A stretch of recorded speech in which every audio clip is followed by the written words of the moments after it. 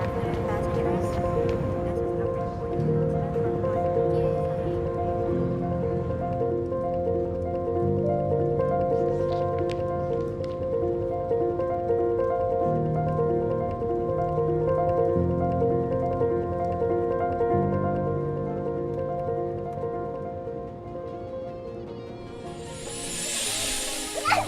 Home is where the heart is.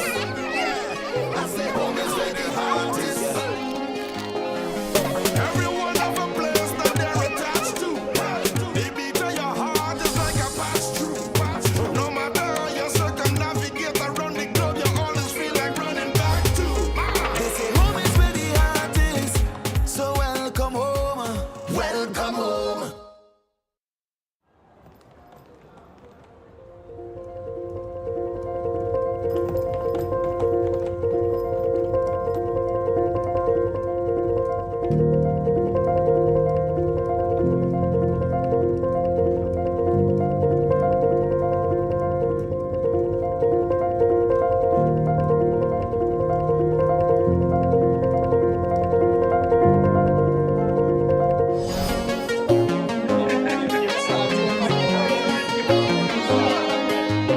Home is where the heart is.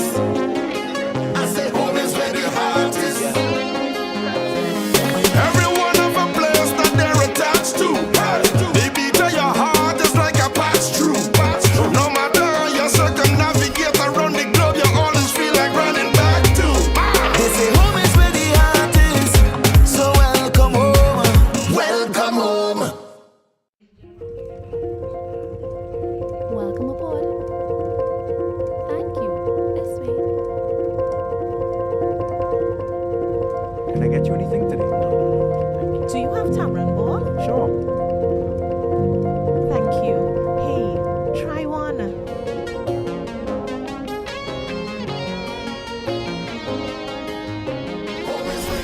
Enjoy making tamarind ball. I say home is where the heart is. Everyone have a place that they're attached to. The beat of your heart is like a pass through. No matter how you circumnavigate around the globe, you always feel like running back to. They say home is where the heart is. So welcome home. Welcome home. Let's go. Keep up. Come on, come on. All right. Oh, there's our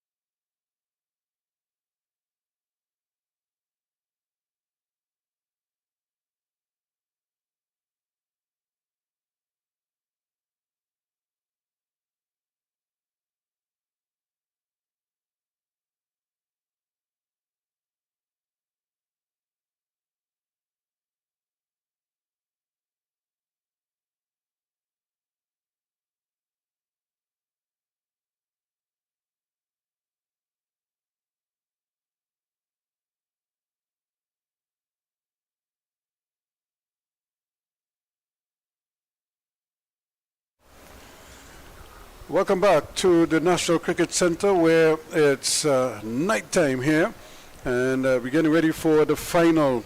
When you consider what a week ago or last weekend we started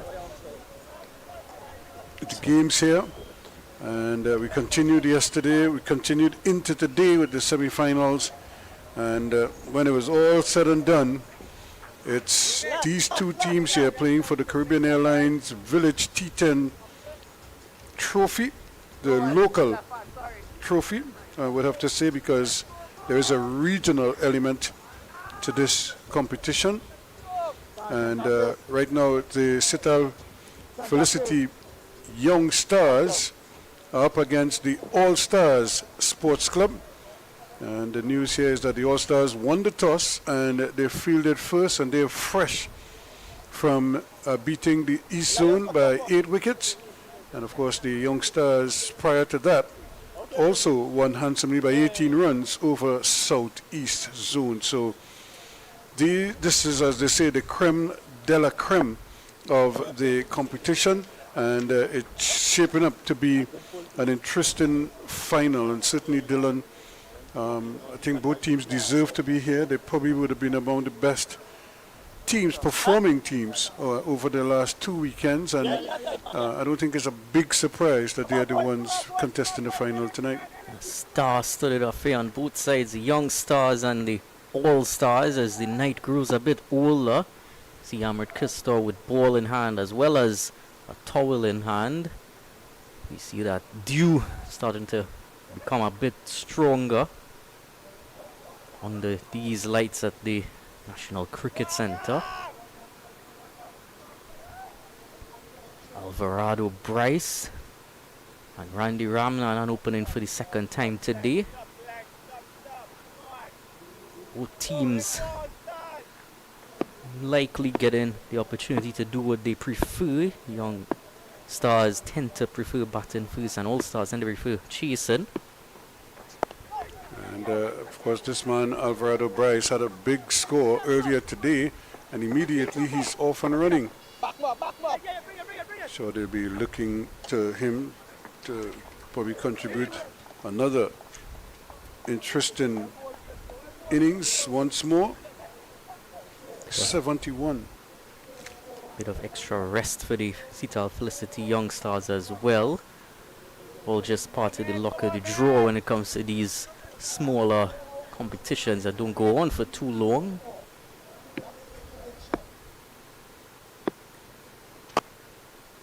And a hit with good power, but the bowler took a little bit of the sting out of it.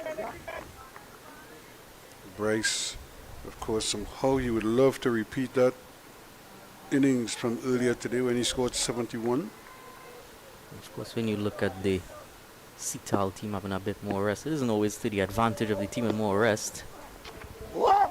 Sometimes that team that played second might just go in with a bit more rhythm as well. And Merkisto certainly looking in good stead so far. Yeah, he bowled well earlier today. So this is just a continuation for him. It's him bowling not too long ago when he gave away just one run in an over. And this time he's lofting this one. That's going to go a long way. And that's the man doing his business there, Alvarado Bryce, with a maximum. Alvarado Bryce with one of his favorite shots, pulling out that pull shot. Dropped too short from Ahmed Kistor and easily into that one. Full power and way over that boundary of Alvarado Bryce. He does have a, well, I'm not sure, do you know the name Shohei Ohtani? No, I do not. You don't know, well, he's a baseball player, and but he is really one of the best players in the world. He's a what we call a batter, a slugger, and but he's also a pitcher. And I was looking at this shot here, and that was reeking of Shohei Ohtani. He hit it on the move. Two sports that are always compared, a lot more different than it might seem on the surface. Seen recently Harry Brook going across to the US to participate in a few baseball, well, training stuff, not any games or anything like that. Remember a few years ago, Kieran Powell would have tried his luck as well. Well, when I was at university, I played a little bit of baseball, but I played more softball than I played baseball. Now, softball is a bigger ball, and you kind of underarm. You could play fast pitch softball if you want, but most times you play soft pitch, slow pitch softball. And the trick, of course, is to hit the ball. Remember, the bat is not a flat bat like a cricket bat. It's like a cylinder. So it's a round bat. So you have to really keep your eyes on the ball and hit it. Much Now, smaller sweet spot on that bat. Yeah. Now picture that against a regular sized baseball that is coming at you at 100 miles an hour. It doesn't hit the wicket. There's no wicket. It's coming straight from hand to glove, to the catcher's glove. And you have to try to intercept that standing, right there. It's about the same. Yeah. So and he's on a mound, so he's higher than you.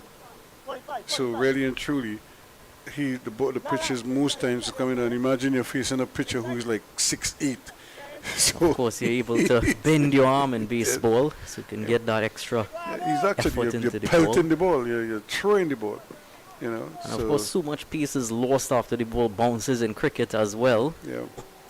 So with that, it comes at you. So you see now we have a lot of guys who pitch at over 100 miles an hour.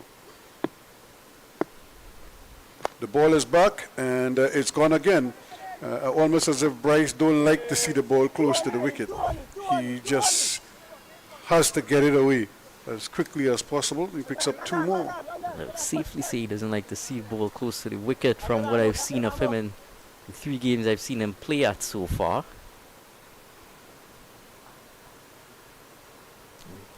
Also in baseball, the ball curls so much in the air as well. Yep. And when you hit the ball, it really travels. And speaking of traveling, this one doesn't go very far. Actually hit it into his pad and took all the sting out of it. That ends the first over, and at the end of it, 10 without loss.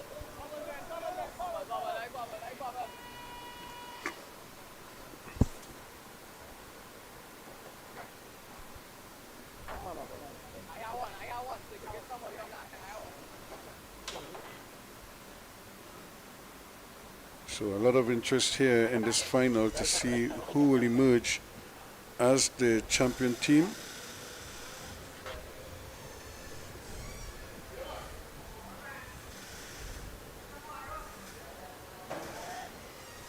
Of course, there's going to be more in store for whichever team comes out victorious whenever the regional T10 leg comes around later on this year.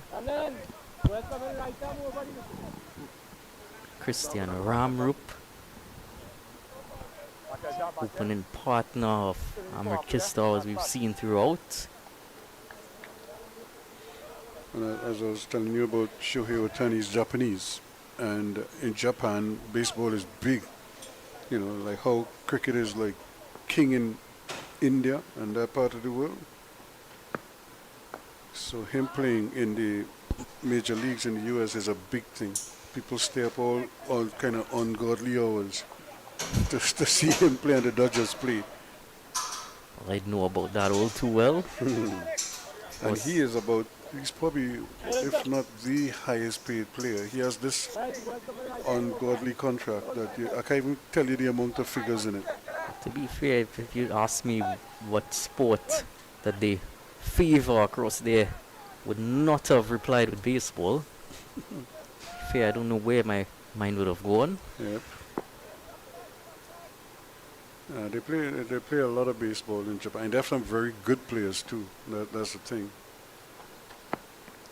And here goes, trying to anyway, Alvarado Bryce. Just seemed to rush on to him there just that little bit. No timing on that one at all from Alvarado Bryce. Had any fielders been closer in, might have had his heart in his mouth for a few moments, but still out there, still looking to aggress at this early stage for his team. And this time he makes good contact, and that could only spell trouble. 4 over, widest long on. Right towards the crowd and the spectators. Some help there on the boundary, well, outside the boundary line by one of those spectators. Sure he would be looking for a prize there from Caribbean Airlines. Sometimes as a fielder, you want the ball to stay off the field a little while. When the spectators throw it back, here's a chance, but that too is going to elude the fielder and down to the boundary for 4. And then again, with the effect of the dew, the more the ball travels around the grass, the more it's going to get moist and the more difficult it's going to get to bowl. So back-to-back boundaries now for Alvarado Bryce. He's quickly on to 18 from 9 deliveries. And already this over has cost Ramroop 9 runs. 2 legal deliveries left.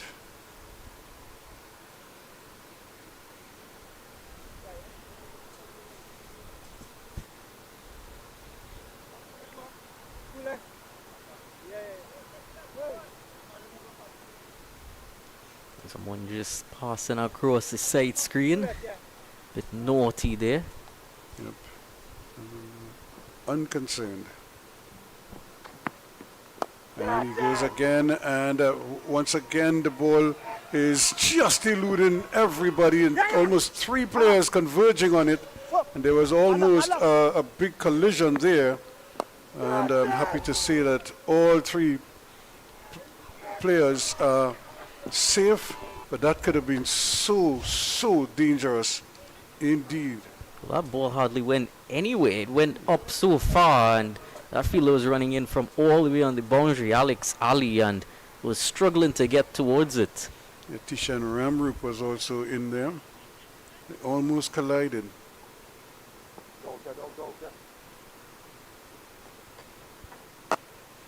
And that's played away nicely for a comfortable single. So these two again setting a nice platform.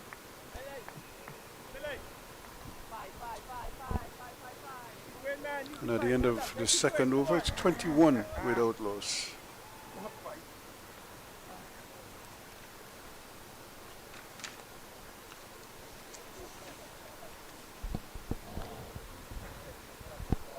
Want to know what happened in their earlier game? After 2 overs, they were 21 without loss.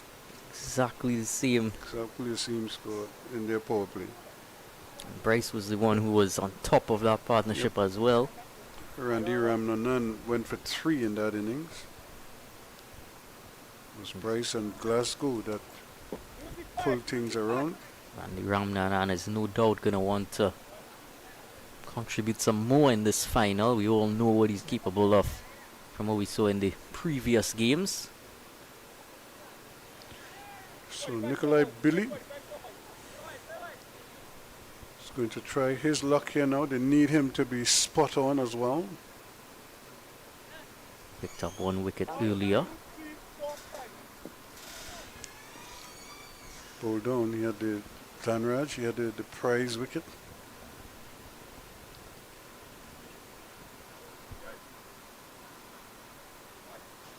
Just getting his field right.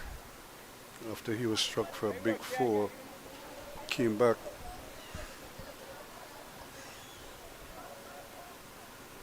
So trying to make absolutely certain where he wants the fielders. And,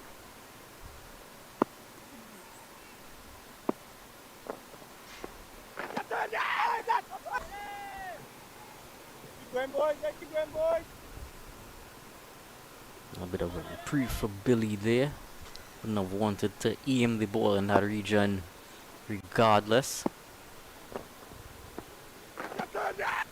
Difficult to tell if it got any working on it. There's nobody back there.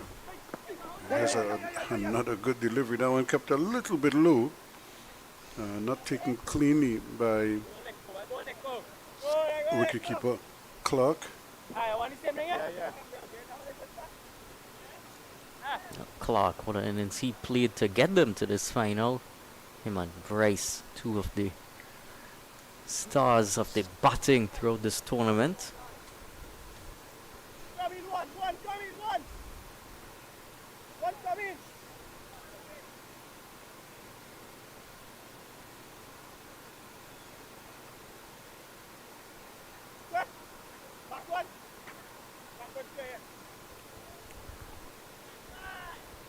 What is good to see is that these teams have some support. I saw family and friends coming to wish them well, cheer them on. That is a wide this time. Slow going from the spectators throughout the day, but as the sun has left us and weather become a bit more comforting out there, they've all come out. And that's the thing with spectators, they want to be close to the action. They're not too keen on sitting back in the stands, and grounds like these, they want to be right up front. There's another one, Alvarado Bryce,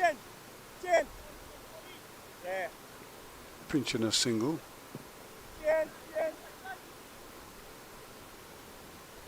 Seems to be favoring that left leg. He's flexing it all the time. I'm not sure if he's cramping up. They've been doing a lot of running today. This is their second game for today.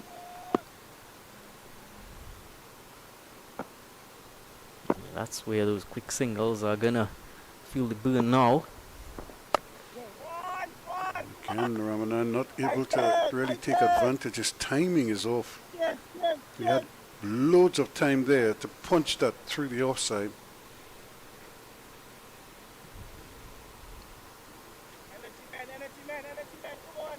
Come on. Energy, come on. Coming next, coming next.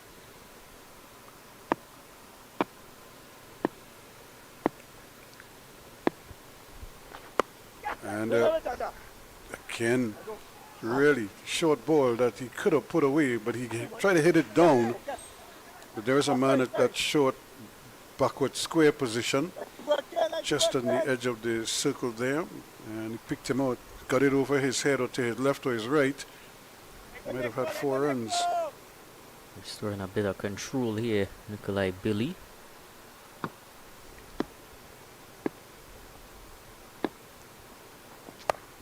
And here he goes. That's another monster hit, and he's going to get 4 more. So Alvarado Bryce every so often uncorks these beauties, and that's another one. You had to wait on it a little bit, but he placed it well. Yeah, that's that boundary, just at one end of the over, whether it's early or late in the over, always gives you that extra confidence, and over was going quite cheaply up until that point, and Alvarado Bryce just turning it back in their favor. So something's going on out there. Yeah, Alvarado, his leg, I saw him trying to favor that leg.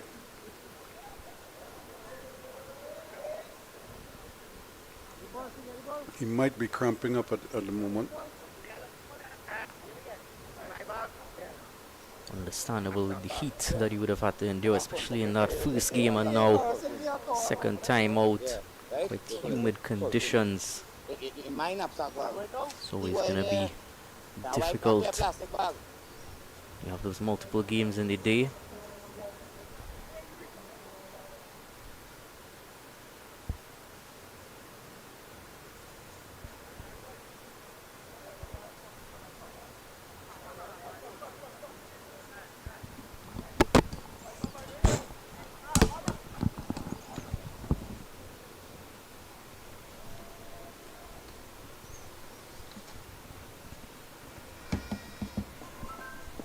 So we'll take a short break while he's...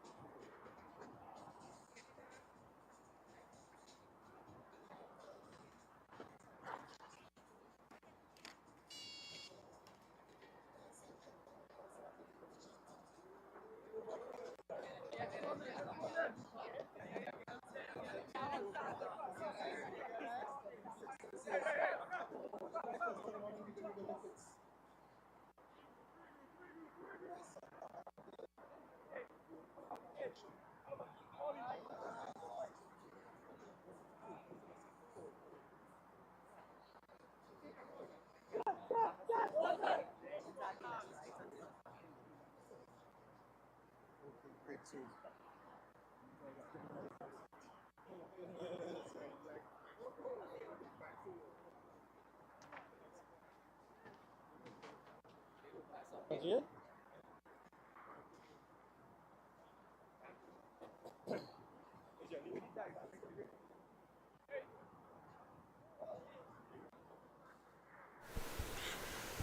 And we just had a slight delay here. That's because Alvarado Bryce had to get some treatment, as is indicating. He just seemed to be favoring that left leg of his.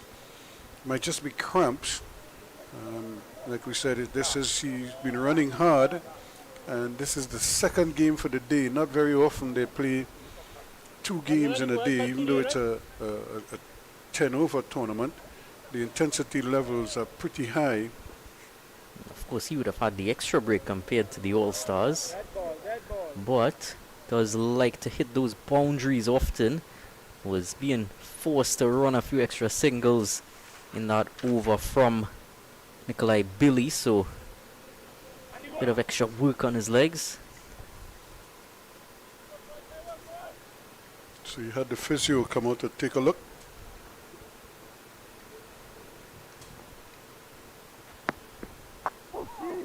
And another beautiful delivery, but it's turned away nicely. That could run to the boundary, very close, and eventually it's pulled back. And they'll be happy with 2. Now again, because of the leg injury, I think that's why he probably didn't push for a 3rd run there, because that ball went very close to the boundary, and the fielder was scampering after it. So they had plenty of time to probably haul it in.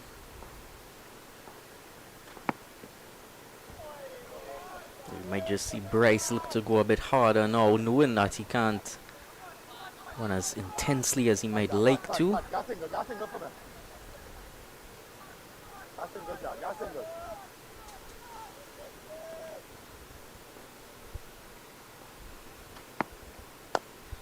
That's a good shot, but this could be a chance again, and they cannot haul it in. And would you believe the ball has enough to go into the boundary? So talk about adding insult to injury, or rubbing salt in the wound.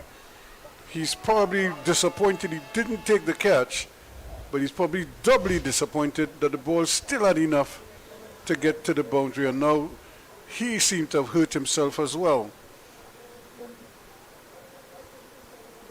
Well, we're gonna have an interview with Ian Weeson. And that was Just to Ali. rub it in a bit.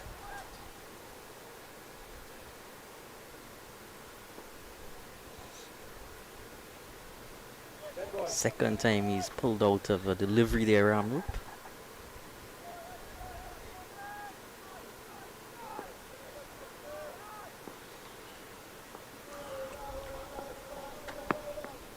And that's a big hit. That one is gone a long way. It doesn't go very far, but it went very high up into the night sky. And there was a man at mid-wicket who thought once, twice, about 3 times he thought he had a chance, until he realized that he had to run off the field. That was Dupree parading out there. And 6 runs. So Ramanan up to 15 now. Bryce is 24, 41 now, without loss. So Randy Ramanan getting himself involved now.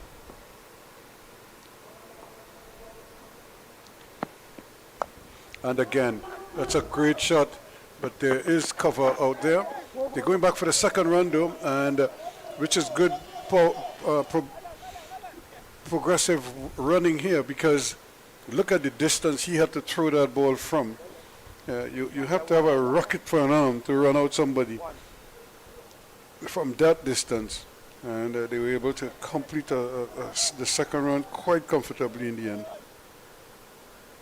Yeah, and a bit more blood flowing through those legs. Bryce is gonna certainly feel better now. You can still see him flexing that leg as he stands at the non-striker's end, and again, delivery going right through there to end the over, and at the end of that over, 43 without loss.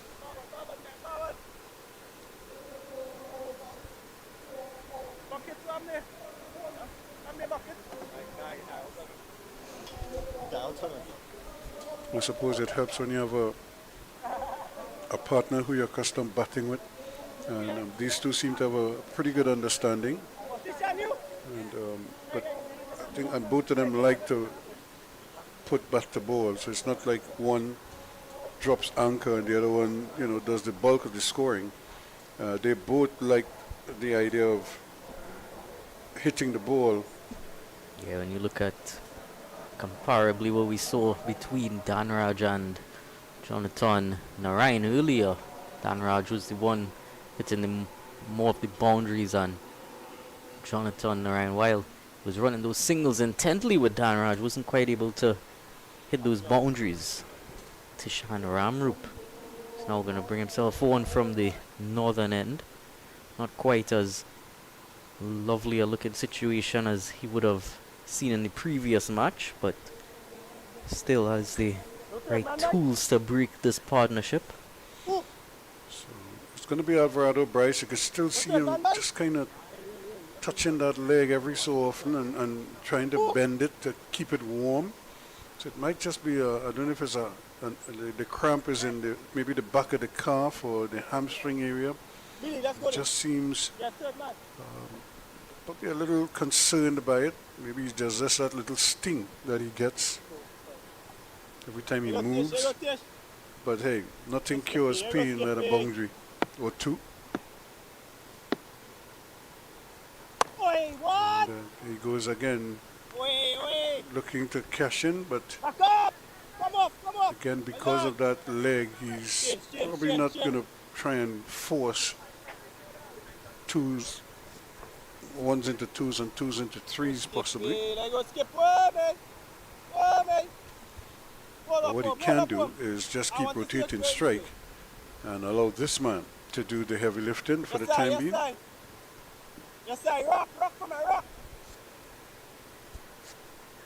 Until maybe the salt tablet kicks in or whatever painkiller they might have given him. And that's gone. It's up in the air. There's a chance here. Running a long way, but cannot get to it. And then the ball seemed to have a mind of its own. It just spun away. And now they're going to have to go back for a third run. And Bryce is in problems here because running that third run, look at him. He's just feeling for that hamstring. Somebody get the pickle juice out now. Here you see that other fielder who was in the deep already. I think he might have been able to get around to it, but there's one fielder running intently from closer inside the circle towards it. So Alvarado Bryce is 25. It's 47 with outlaws. Does he go full bore here? Because he cannot run, so he might as well just hit boundaries. And that's the danger for the All-Stars. Because if he decides to just stand and deliver, well, that could be a really dicey situation here. A la Desmond Haynes, a la Gordon Greenwich, a la Malcolm Marshall. The way that wounded warrior can stand and deliver. He loves it boundaries, we know that already, and he has an excuse to just rock back and hit those every ball. He's gonna welcome it. These two put on another half-century stand. Consistency from them to go with that ball striking. And again, he's going down the ground. There is cover though. And the man at long on is very straight, as is the man at long off. So they're trying to cover that area where Bryce loves to hit the ball back past the bowler. And it worked on that occasion, limiting him to just the one run. Yeah, I ready. And here we go again, out into the deep. This could be a long chase. We won't get there. That's 4 runs. Oh, he chased after that for an eternity. Teased him, but seemed to just be losing that battle. Was timed precisely there from Randy Ramnanan, looking to guide it all along the ground rather than opting for power as he has so far. Yeah, this is not what the All-Stars wanted. You've seen a 6 from each batsman, 4 fours for Bryce and 2 for Ramnanan. And Ramnanan is up to 24 now. Bryce is on 30. And make that 20, make that 30 each. Because that one, from the moment it left the bat, it had 6 written all over it. Way too easy. It was in his wheelhouse. All he had to do was swing at it, and he swung it out of that boundary rope.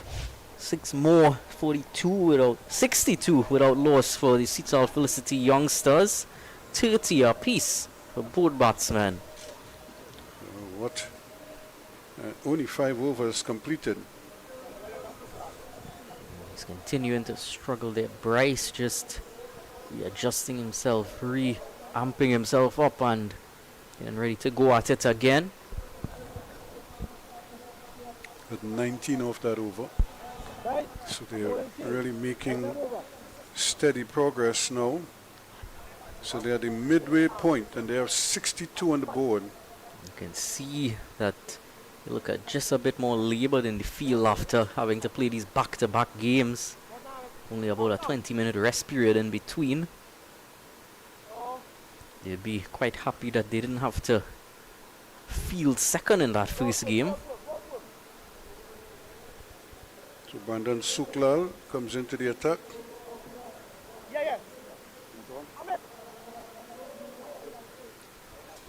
So Bryce 30 of 16, Ramanan 30 from 14, 62 and 5.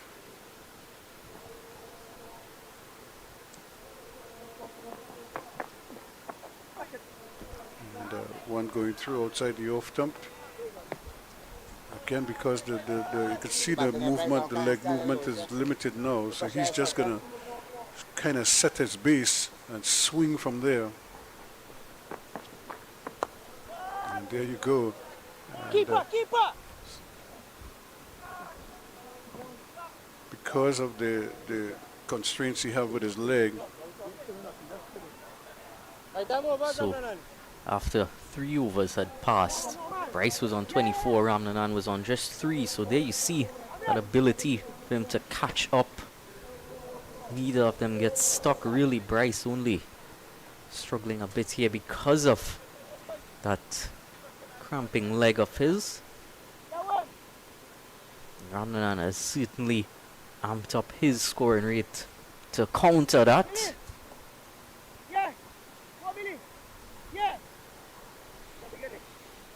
so the next 2 overs or so are going to be crucial.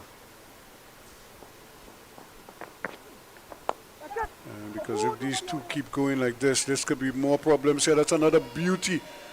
4 more. Things are really becoming more and more difficult for the All-Stars. Pitched up again. Not too good there from Brandon Suklal, and Randy Ramnanan is feasting on that. What a lovely lofted cover drive there. Now he takes the lead. He goes to 34. Bryce is on 31 at the non-strikers end. And how much the dew would be impacting upon them there. Not seeing Suklal particularly concerned about drying the ball, but did see from the first over Amrit Kistau had that towel out.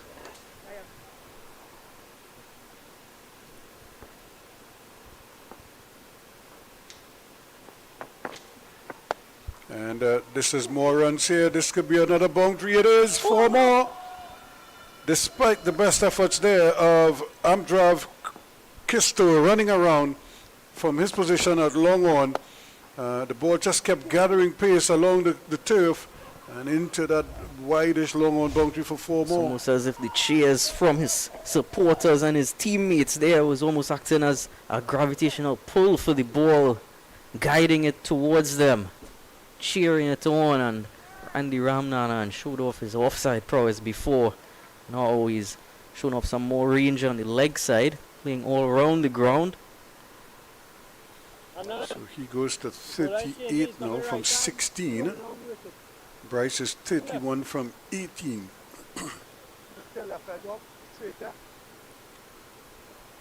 Oh, change of angle now for Suklal. He's going to come round the wicket to Ramnanan. So they put a man in that hole there. 3 of them out in the deep here. And this one goes behind square this time. That's even better. That's a maximum. Well, he changed the angle, you said. He pulled the field this way, and he went behind square this time for 6 runs. Didn't hit it hard. He just timed it superbly. Playing with the fielders here, Ramnanan just depositing the ball exactly where the fielders are not, but also have to say not a great delivery from Suklal after adjusting his angle and adjusting his field. Not where he would have wanted to bowl that. Allowed Ramnanan to get enough bat swing and tuck that into onside. 15 already in this over. He's up to 44 now.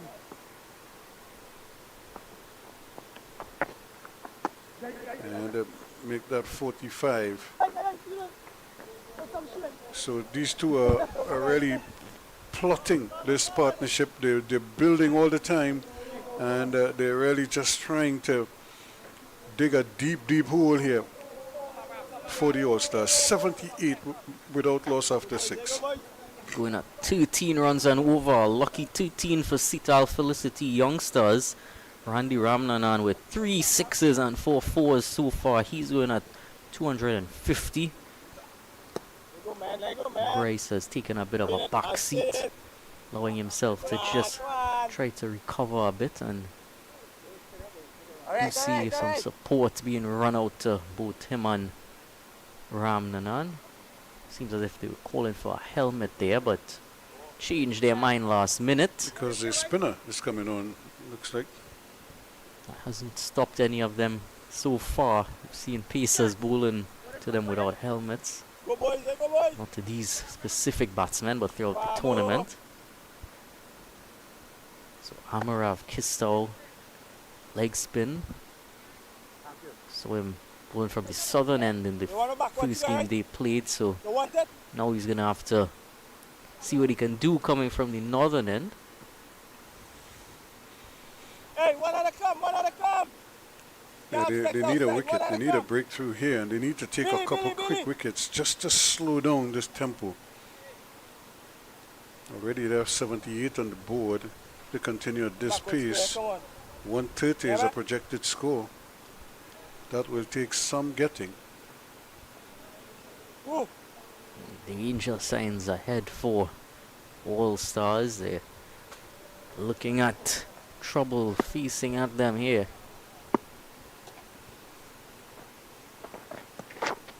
And again, this one is coming down to the just swinging on the inside and jogging a second run. Well, again, similar to what we saw from Amrav in his first game. No one there behind square. No one at fine or backwards square. He actually got a touch onto that because no signal from the umpire. So he goes to 47 now. 2 wickets, Army. 2 wickets, Army. Amrav would have to fancy himself bowling to Ramnanan here. Close to a milestone. Leg spinner turning it. There's an appeal for an LBW. They, for a moment, they thought about the single and then they went back. They didn't bother with it, although Alvarado Bryce probably ran 3/4 of the pitch. Also saw just before that delivery Amarav was drying the ball off. So some do around, but not enough for him to dry at every delivery. This time they'll take the single. Bryce jogs a couple meters and then walks the rest of the way. Noticeably impeded with that hamstring. Just seemed to be bothering him a little bit more and more, but he's gutsing it out. They're certainly going to be a googly in his near future. Yeah, the thing is, if he, like we say, if he's just gonna play from the crease, just set up a stall there and just swing for the fences from there. You don't want him to make proper contact at all. Oh yeah, And just allow him to take singles. Don't let him get under the ball and deposit you over the mid-wicket or for long on. Those are his favorite launching positions. Keep going, Amo. Stop. Come on. What? More runs again. Another beautiful shot. This is going to be a long chase, but he loses the battle. And that's 4 more to Ramanan. That will bring up his 50. Brilliant innings from Randy Ramnanan. 52 off of just 22 deliveries for him in a final nonetheless. 5 fours and 3 sixes. He races along and he's really putting his team in control at an early stage in this final. Keep going, man. So splendid innings from him. As you said earlier, he started cautiously, allowed Alvarado Bryce to take the lead. But now that Bryce is hobbled, he has decided it's my time now. And boy, is he feasting. And swinging at everything, looking to really drop the hammer on the All-Stars. Gets another single, so he's farming the strike as well. He is racing along quite nicely, up to 53 now, and it's 87 without loss after 7. They have so much power still remaining to come as well. To the Seattle Felicity youngsters, Deems Baird, Kedel Glasgow, and Atiba Alert. I would think they would probably have to consider sending either Glasgow or Baird ahead of Atiba. I'm not going to believe if they don't send Baird right away. It's also going to be the decision that they might have to wonder if to pull Bryce out and send in one of those, as we saw that retire out earlier. 3 overs to go. That might be a consideration, especially after the next over, if he doesn't seem like he's moving well. That being said, Randy has really farmed the strike and looked to face as much as he can and hasn't put any foot wrong while doing so. It's good, sensible batting on his part. In fact, both of them. I think Bryce recognizes that he's not 100%. And Dylan Das is the 7th bowler being used.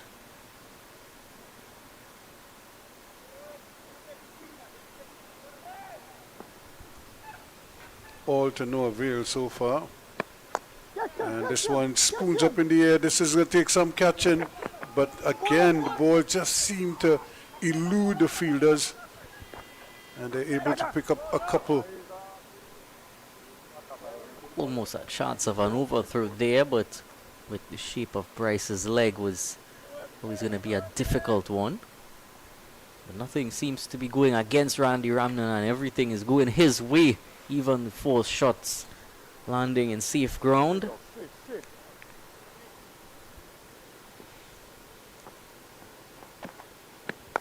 And again, he's punching this one nicely into the deep. That's another boundary. It races across the turf. Didn't look like he hit it that hard, but he placed it well. And he got 4 more through the offside this time. Well, that was so cheeky. Just look at the bat swing as well. It was very unorthodox sort of arc that it made. But eventually still raced across to the boundary. Well, he wants I don't know if it's a change of glove now. Or is it what? It can't be a helmet, it's probably a cap. But I think he needs a change of gloves more than anything else. Because he's probably sweating bullets out there. Must be gloves. Does look to be gloves. Would be concerned of sweat out there, especially with the increased moisture in the air, also resulting in that dew. Remember, he's trying to grip the bat handle and swing, so he's probably putting a lot of torque into that when he swings. Already seen a bat skid out of the hand today. And misses out on that occasion. That was right there for the taking. He just missed it. Just one feel that backward square inside the circle. Had he played it fine enough, could have feasted on it.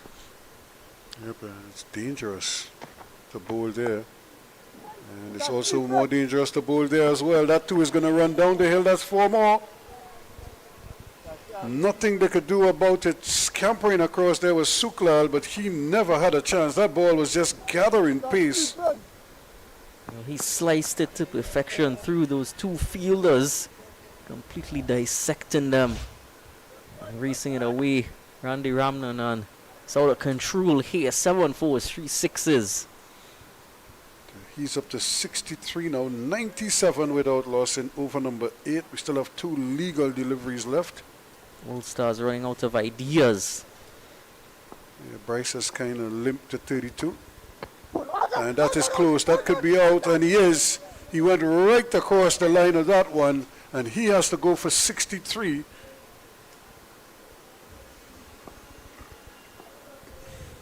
This time going for that full delivery, trying to sweep across it, a slog sweep from Randy Ramnanan, but just not making any contact in the end. Ball only making contact with the pad, as that LBW looked pretty good to me.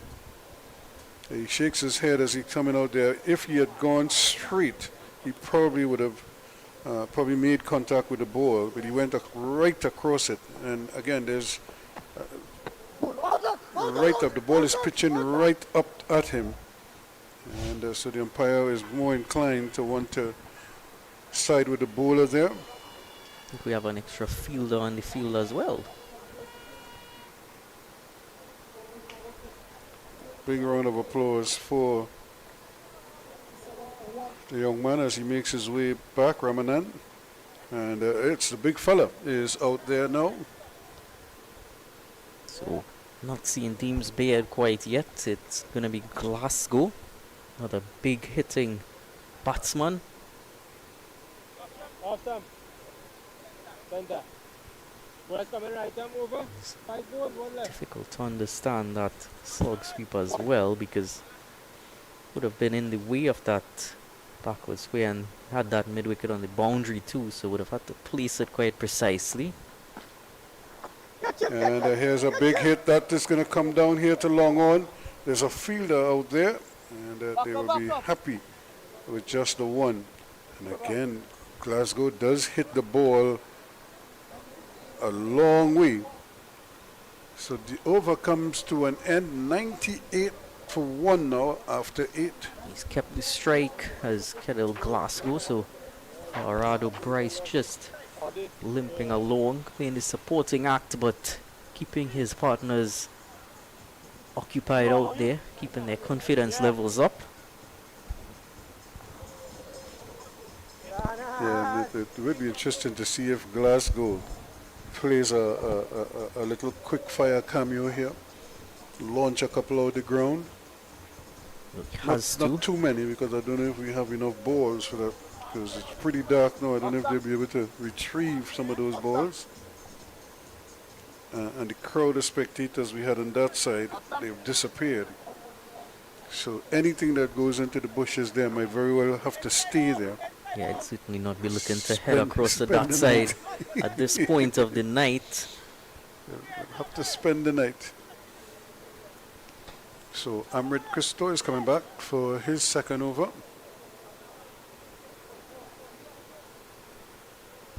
Ten off the first. So 2 overs to go here now. 12 deliveries. How many can they get? 98 for 1. And it's the new man, Kedal Glasgow.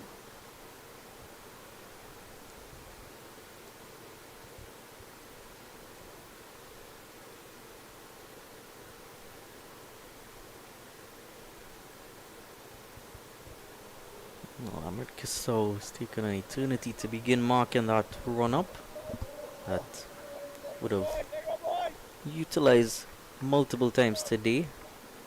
I don't know what he was doing. He seemed to be at the top of his mark, and then he realized he didn't mark out his Thought run. he looked like if he just woke up.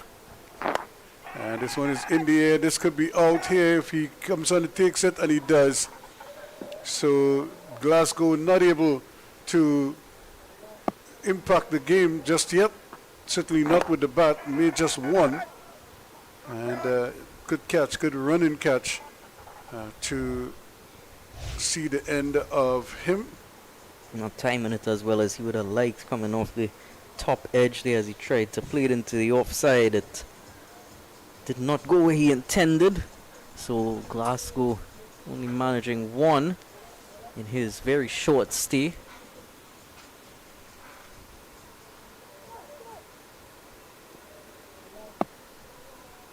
So it's going to be Deems Beard now. And there you look at that catch, easily taken in the deep. No fuss about it. He's still walking off, taking an eternity to get off the ground. Deems Beard is pretty much already ready.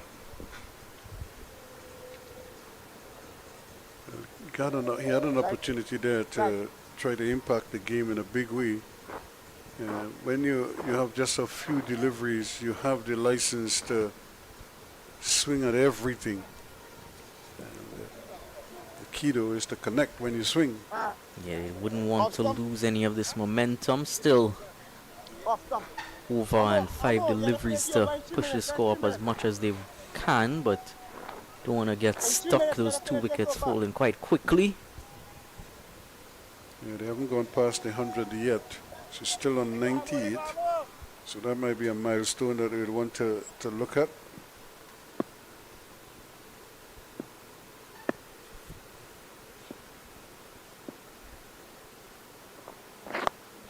And this one is another chance here too, but that's going to hit and run, and it's going to race away to the third man boundary for 4 runs. And this is why we want to see Deems Beard out there as soon as possible. He always goes big first ball and again starts off with a boundary. Wasn't exactly where he intended it, just like we saw from Glasgow, but this time safe. Well, the 100 is on the board, 102 now. So he may feel, okay, that's one landmark. Let's try another one now. Let's see if we can get it up to 120. Or maybe 130. Who knows? And that will help.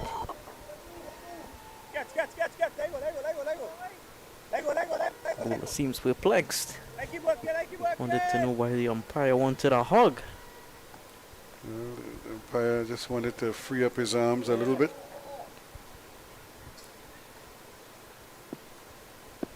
But bowlers interpret that to mean it's a wide.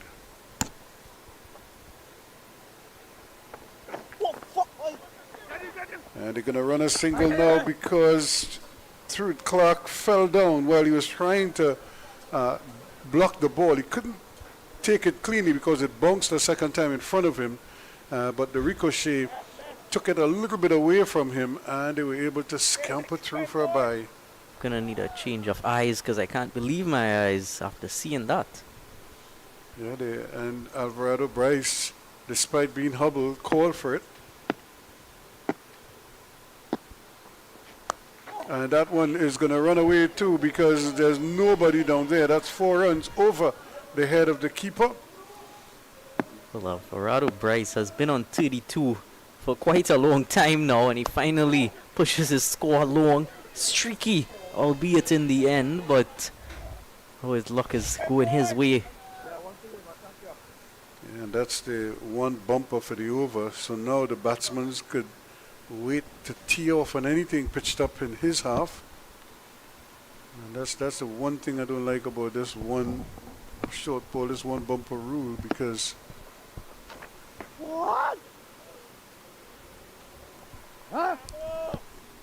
you almost telling to the batsman now where you're going to pitch, because you have one of your key elements already out of that. In the gap it goes, but just the one run. They're going to go back for a second run, and they will get it too. So good running. Once again, keeping the pressure on. And they're not happy out there because he was able to get back for that second run. 110 for 2 at the end of the over. It was a bit of a bubble out there, allowing them to come through for that second. Bryce, of course, was not quite as safely home as his partner, but would have required a bit of extra time to get the ball to Bryce's end. So 1 to go, 6 deliveries, 6 legal deliveries.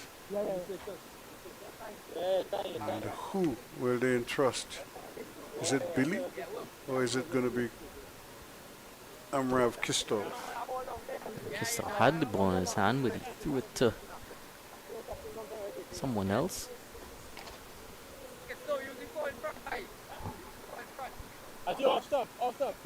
No, he had the ball, but he gave it up. So It's Dylan Das. yeah, so Dylan Das is going to come back. I wonder if that wicket that he took in his first over might have just influenced that a bit. Usually see Amrav bowl his 2 overs. So one Of course, for 2 left-handers on strike too. Yeah, 1 for 11 for Das.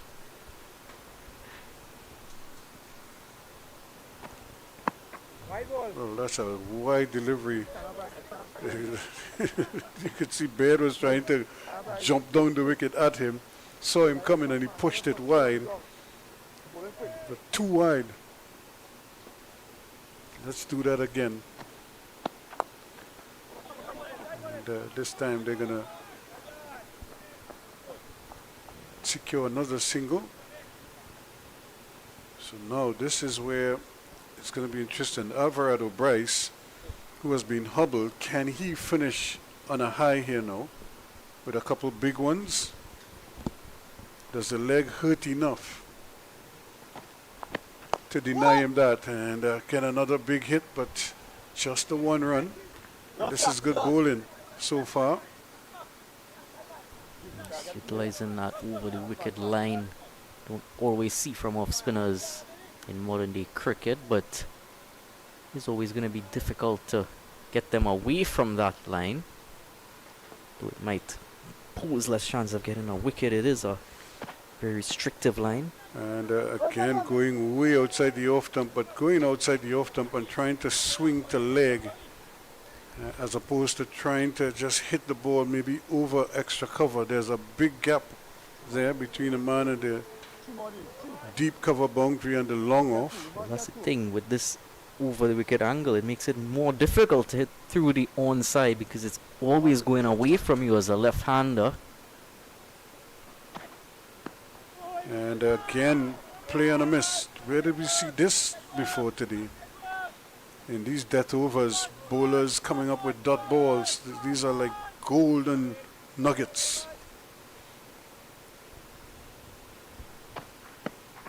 This time he is making contact, but again he still cannot get it away. He's mixed up the flight as well. That one a bit more loopier, but still not able to get under. 3-4 runs coming from the over, inclusive of a wide so far. So now Baird is on 6, but he too seems hobbled now. So the walking wounded are out there now. And they're going to get 1. I don't know if they're going to go back for a second. They might chance it. And they're going to go. Bryce is going to be struggling. And eventually he gets there. So 116 for 2.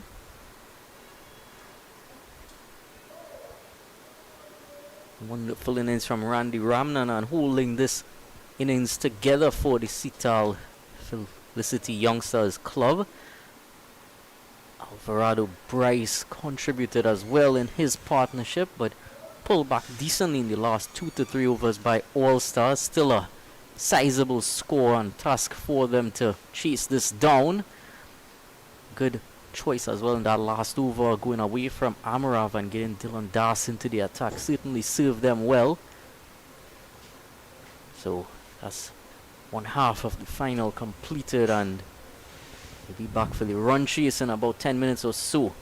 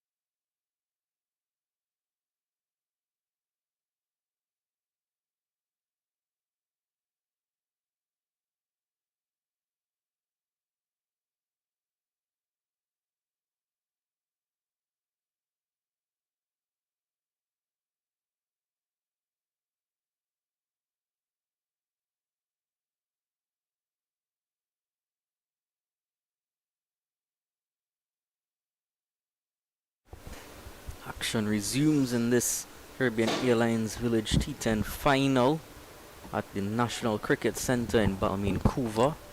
All Stars Sports Cultural Club need 117 runs to reign victorious, and Sital Felicity Youngsters put together a wonderful batting display. First up to put 116 on the board, losing just 2 wickets down to the very end. Ready to put on a bowling display to hopefully defend that target, certainly a defendable target for them, you would see.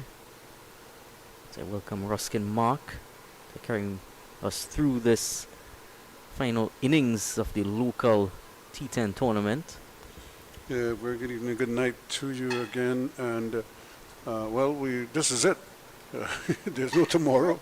You know, you want to give this your best shot here now to end on a high, and for both of these teams, either you get early wickets, as the case here for the Young Stars, or the All Stars produce another one of those phenomenal batting displays, especially these two. And this man, Akil Clark, he's coming off a big effort earlier, just missed a half century. Huge effort from him, of course, batting brilliantly in that first game and keeping throughout both innings. He's pretty much been on the park the entire time since he first strode on there today. Yeah, so he may be feeling the effects of all of that cricket, but hey, just one last push is what they're asking for here. Interested to see if Alvarado Bryce is on the field for the second innings. Parrot bowls, and this one is lifted, and just like that, it's going way down into the deep, and they're off and running too comfortably.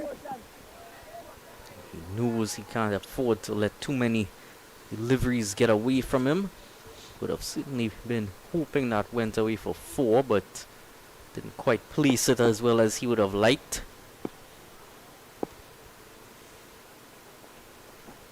And again, having a big go, but trying to go over mid-wicket, and the ball is seaming across him.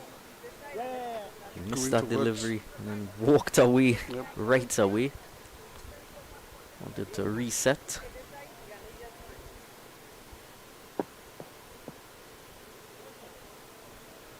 Looked like he's batting more on his off stump than anything else. He's right upright, covering all 3 stumps. And this one goes right through again. Jumps over the stump, might have just brushed the pad on the way through. Really looking to jump across to the off stump, get as close to the delivery as he can. Almost got too close and not close enough at the same time. There was close to the edge of the bat. We've seen a lot of batsmen attempt this. They try to jump down the wicket to get at the ball, and that's brilliantly done. But this could be a chance here, and it goes again all the way. Again, using his feet or moving into the ball, and nice sweet swing of the bat, and you could see he had his feet set and just lifted it. Small movement he made this time, and he made sure he had a solid base, and then once he knew that, was able to swing through the line of that full delivery. Roshan Parag no doubt looking for whatever movement he can get here. And again, this time a lot squarer, and there's no cover down there. That's 4 runs. Again, it's surprising that you're bowling a seam bowler and you don't give him any cover at all on the onside. Anything that is either in the air or in the gaps is going to go for 4 runs. Short at that time, pulling out that cross-batted shot, and have seen many times they bowl with the 2 fielders out on one side of the field, and in a short format like T10 it is difficult to fathom that you wouldn't want protection on each side. Or you could go on either side, one on one, but they put both 1/3 man and 1 cover, and this time he's trying again. at another delivery that is leaving him outside the off stump to end the over, and 12 without loss at the end of it.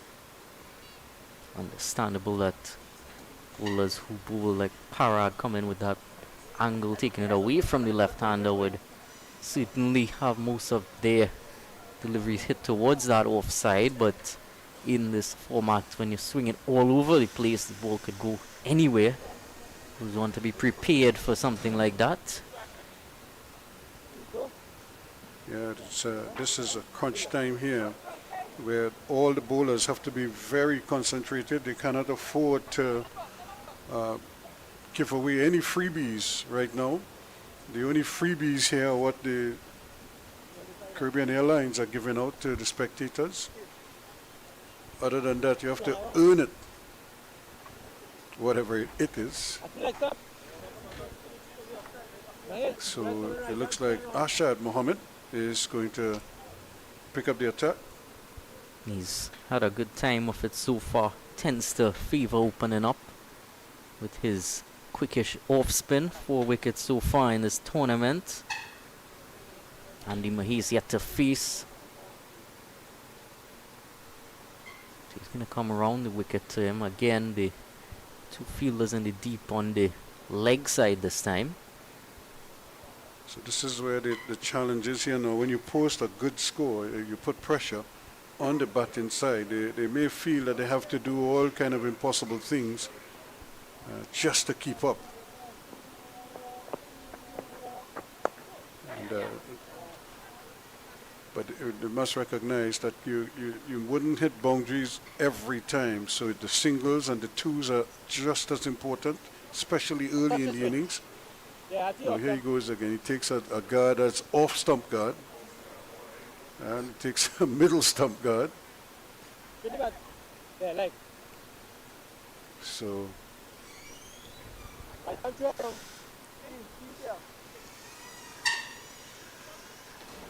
trying to throw off the bowler here.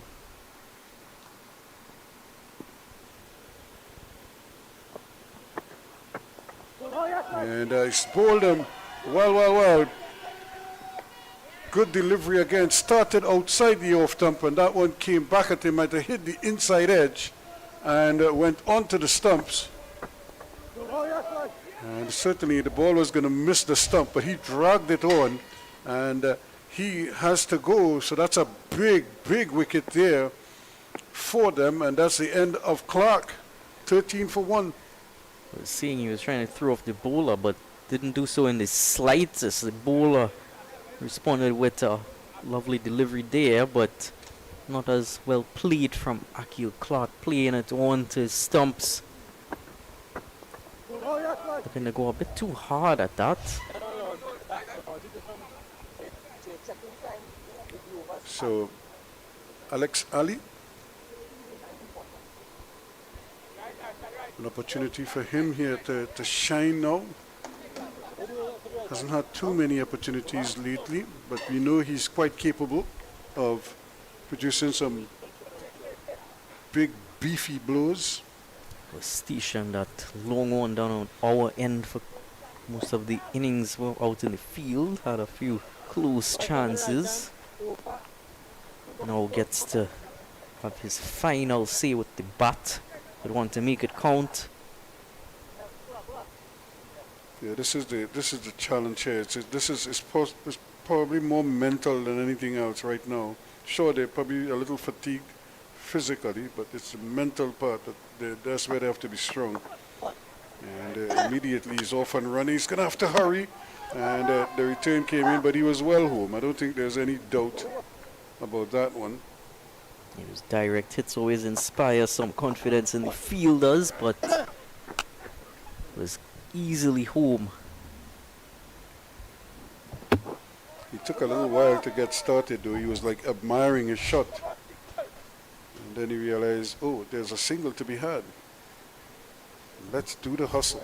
Admire the shot all he wants. Had he not run, wouldn't have gotten any reward for it. So that brings Mahis back on strike. Now he's on 1.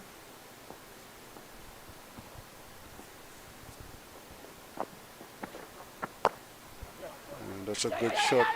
Just they're gonna have to hurry here. A little bit of a mix-up, and yes, no, and then both men almost ended up in the same crease. Because again, Ali started to run, was looking at the ball, only to see Mahes charging coming down at him, and then he decided to head up to the striker's end. Bit of what we saw yesterday running between the wickets. Don't want to see too many of those here. So 15 for 1 now. We're in the second over. Not the big explosion that we anticipated, but maybe that will come a little bit later on. But for now, and that's another good beefy blow, and almost took the man with him down at long off. Solid blow from Ali. There's Glasgow down there. So he took 2 wonderful catches in the first game. The one to his own bowling was a real gem. Had to turn and run.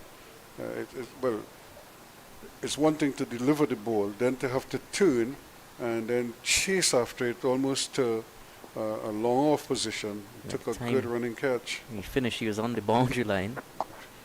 There's another quick single. So they're trying to build the momentum here with the singles.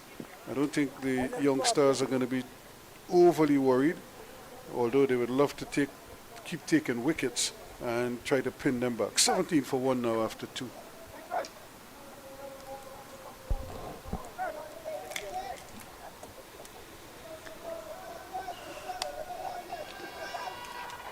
So they need 100 runs, and they have 48 balls to get those 100 runs. Once they get that under that 100 mark, might look a bit more gettable, but it's going to be difficult regardless. Somebody's going to have to play a real blinder here. And when I say blinder, I mean for like a sustained period of maybe 4 or 5 overs of just carnage. Big hitting carnage. And that really wicket is always going to make you think twice. You don't always have that same amount of freedom as if it's your opening partnership. Atiba alert now. Picked up 2 wickets earlier today. Yeah, he has to be careful though. He can't run up and bowl those half volleys first ball like he did earlier today that went for 6. Happened to him yesterday. That also went for 6. 2 wickets he took, but it was quite expensive as well. Atiba has to be alert here to what is required. Keeper just getting maybe a change of gloves, or is it a helmet? Probably changing the towel, the rag. That one is probably too damp. It's not working.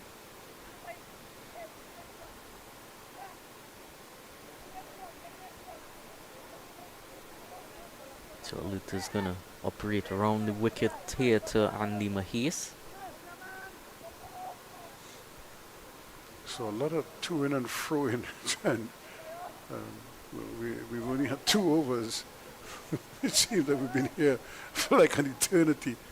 A lot of changes in the field. And, Atiba Alert is going to bowl around the wicket. There's 3 fielders out on the off side, 2 on the leg side.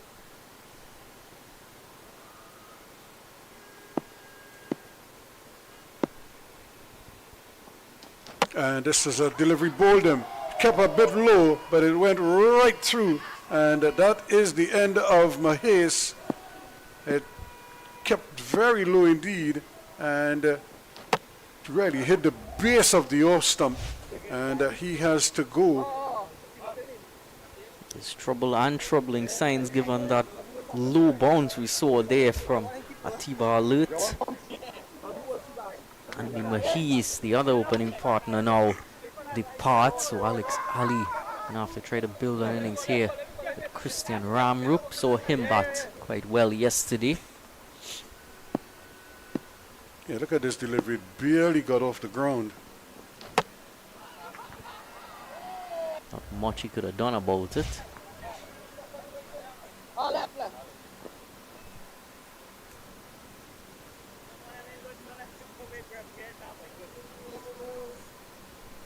Subfielder makes his way off as well. So, and you can just see there's this, I don't know, just the whole attitude is not the same that we saw from them earlier today. They're in a hole here, but somebody has to think, you know what, I am just going to go and play the innings of a lifetime here and try to get my team back into this game. The combination of physical and mental fatigue because, well, second game in a row and much to think of. And, a wide delivery there, but of course Ramroop having a big swoosh at it. It's very far from it as well, and this is part of the way you kind of work your teams. You know, you will have days like these or periods like these when things not looking good, you know. But if you get one person to come and give you a quick 30, 40, you know, and don't use up too many overs to do it. It's another breach of a delivery there, you know, and you don't use up too many overs, and then you when you reassess now, you look and say, well, wait, all we need is like, you know, 60 runs, and we still have one or two big power hitters at the back there. You know, who knows? Somebody could come and just swing the bat and connect, you know, 3-4 times, and you know the equation just keeps changing with every blow, and that's what you need. You just need them to keep believing that it could be done, and this will help. It's 4, is it leg bys? It might have brushed the pad wides, so that is even better. That would certainly help their cause. Thing about T10 cricket, things can change for the better always quite quickly, so even when you feel like you're in a hole and things are getting worse, it can turn around so quickly that you almost don't believe it. Yeah, you know, and imagine he got a wicket off the first ball, then he bowled a wide, he had a dot ball, and now we have 4 wides. So even if you just cheekily break down this target, you have 11 players at your disposal, 116 runs, average around 11 to 12 runs for each player. yeah, but now you need 94 and you have 46 balls to get them. Almost 2 runs a ball, and this one is in the air. There's a man running back there at long on, and he takes the catch, so that's a good catch taken out in the deep there, and Ramroop again not able to really get the ball away. He just kind of reached for it, and what a good tumbling catch, and that looks like it's Roshan Parag out there, and Christian Ramroop goes without scoring. Might not be a golden duck for Christian Ramroop, but certainly a silver duck. 2 deliveries he got to face, and eventually having to go without scoring. 23 for 3. Now that hole is becoming deeper for All Stars. Things not looking good as Amarav Kisto now makes his way out to join Alex Ali. So a different lineup as well for them batting wise. Going hard at that and didn't do too much wrong other than the fact that he picked that fielder out. Apart from that, would have been clearing that boundary line. And and this is turning out to be an interesting over from Atiba Alert. He has 2 wickets in the over so far, but he had 4 wides, and he also had another wide. So it's been a mixed bag. The important thing though, the wickets count, and they count double right now. This is what we've seen from Alert right through. He does pick up wickets, but isn't afraid to give some runs with those as well.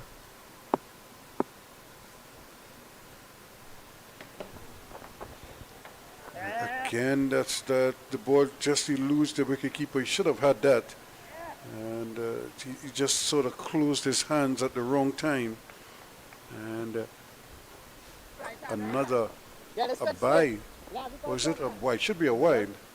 There's a wide because it started wide, and the keeper just couldn't haul it in.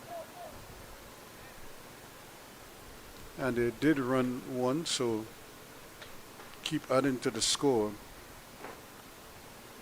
2 for 8 right now at Tiba Alert.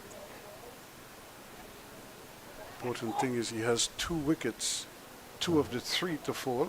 Well, it's EE bowling to EE.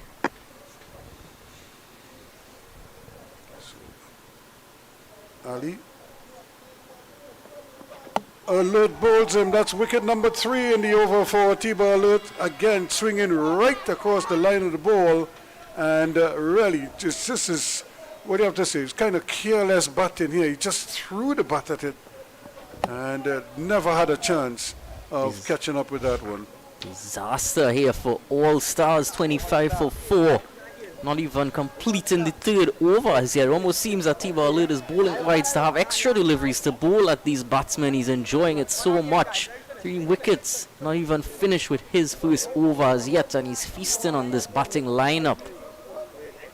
Yeah, again, it's. I mean, you can make an aggressive shot. Nobody's telling you don't make an aggressive shot, but you can't just swipe across the line of the ball. A ball that started on the stumps. It wasn't like it was off the stump or something. That ball was on the stump, and he just swung right across it. There really was no care given towards that shot. Looked as if he just wanted to release some anger on the ball, really.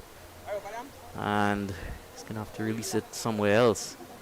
And certainly it seems that the batters in the shed getting caught a bit off guard now. No one's come out as yet. Captain still to come, Tishan Ramrup. I believe he might be next out. And he is. May require a lot of work from him on his shoulders. Yeah, this is a tough hole to find yourself in. Already bowled and over the Tishan Ramrup as well. That went for 19 in the first innings. It's not been his day.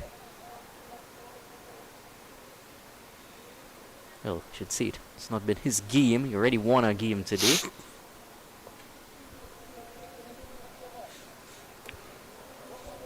Yeah, they really have to figure out what they're going to do here, or how they're going to approach this. Just attempting those big extravagant shots isn't working right now. You've seen 4 batsmen perish, and so I wonder what the mindset is right now. Is it one of those, look, we can't win from here, so just go and have fun, or are you going to fight? And Alert bowling well here. Just a single. And he still has 1 ball left in this over.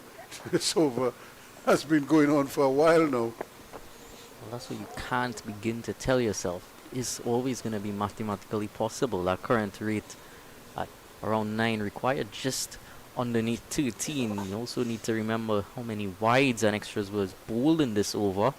He did pick up those 3 wickets, but the run rate itself isn't ballooning upwards, so always going to have to keep yourself in the game from a batting perspective.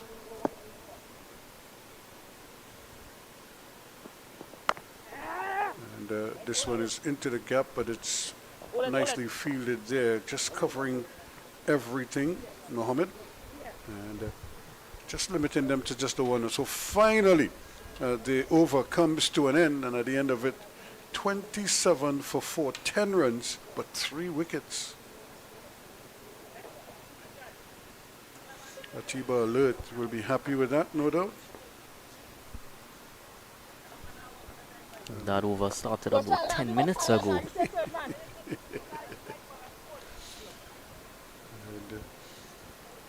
it was like an Australian over from long ago. We had 8 ball overs.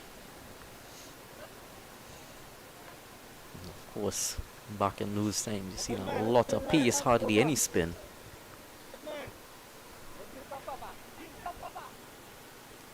So,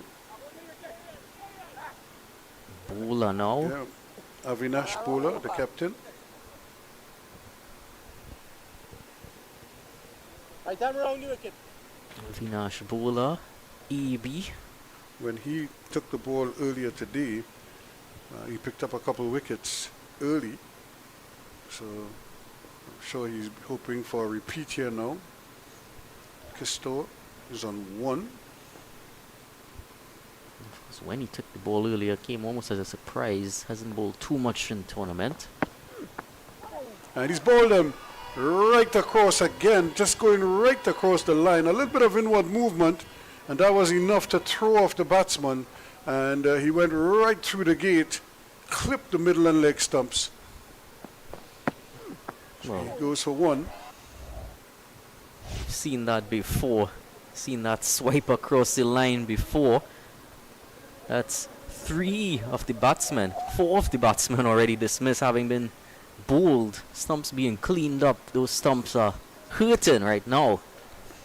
Well, if I'm to try to analyze this batting display here, you could probably point towards the fact that they didn't get any rest at all. They went from one semi-final straight into the final, and they didn't seem to have it in the field.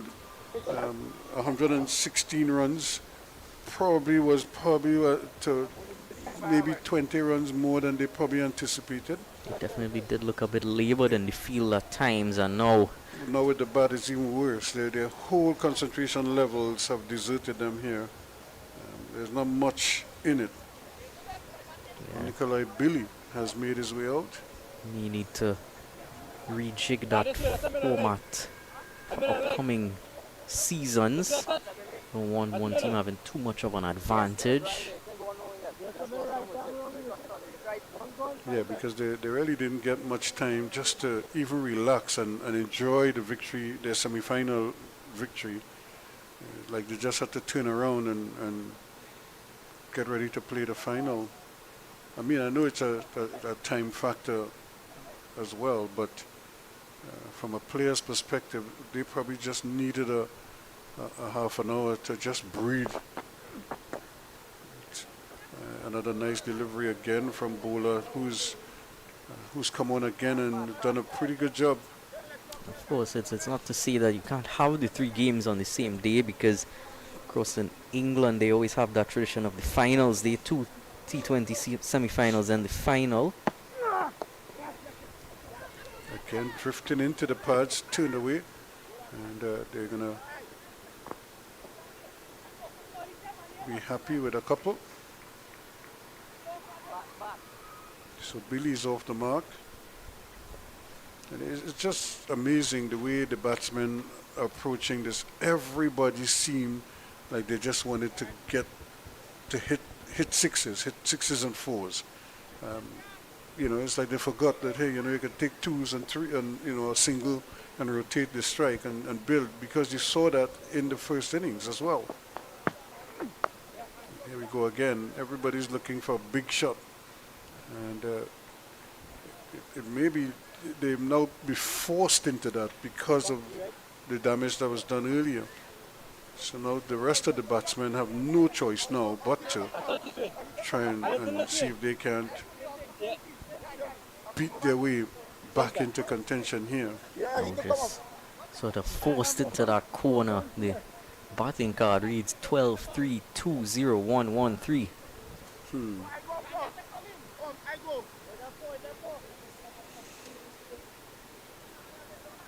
Tishan Ramrup, the captain, is going to have to certainly put in some extra miles here. I think if he were to go now, it's real trouble for them.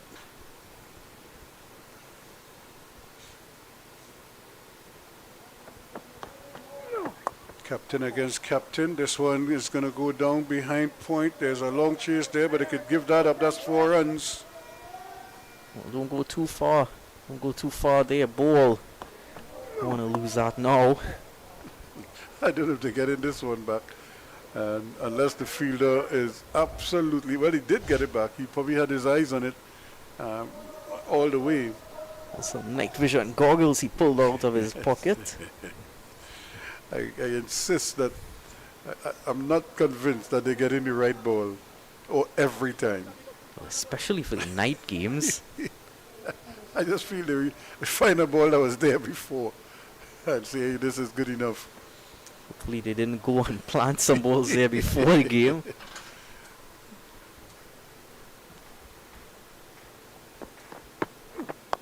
And this one is up in the air again, but it's not going to travel very far. They might get a second run though, and that they will. Yeah, no one in close to take that. Sean Ramrup at least looking to push the aggression with the running. 36 for 5 after just 4 overs. So they, after every over, they're going to probably do an assessment, see how they're shaping up. Look at the bowlers too, and figure out if there's a bowler they could attack.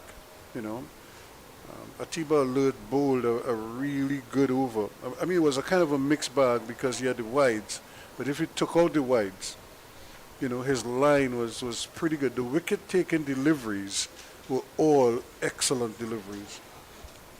Of course, aided and abetted by some careless shots, but in the main, he was spot on. I was attacking the stumps all the time, and he got his just reward. So now we're going to see Glasgow replace him from that end. Another key figure in the Sital bowling lineup.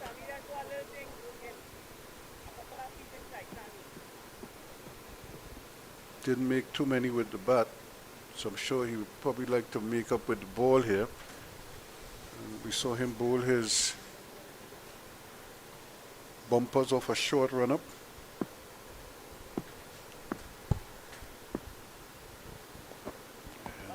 Big swing and a miss here now from Nikolai. I wonder if he were ever in England playing a test match and play was called off for bad light, if he'd be able to bowl those bumpers at that pace. So for a short run, and I think he deceives you with his run-up. It's a very, very short run-up, but he's so strong that he just wheels the arm over and the ball just travels at you. Those big shoulders doing a lot of work. And again, and it's like a two-man game. Bowler into the pitch to the keeper. Other thing too, he gets through his over so quickly with that short run up. And this is what I'm saying, because the batsman can't catch up with it. They haven't adjusted to the pace. He is bowling at a fairly rapid pace, but again, it just comes in with little or no run up, and it's almost like he surprises you. It's a close one there. Billy got the bat down just in time. And that's the thing, because he's just using the wicket now. See what the wicket gives you. If it squirts, it squirts. If it jumps, it jumps. But he's just putting it down there short of a good length and trying to see how the batsmen cope with it. Gonna try to angle it across Ramrup as well. Around the wicket line to the right-hander.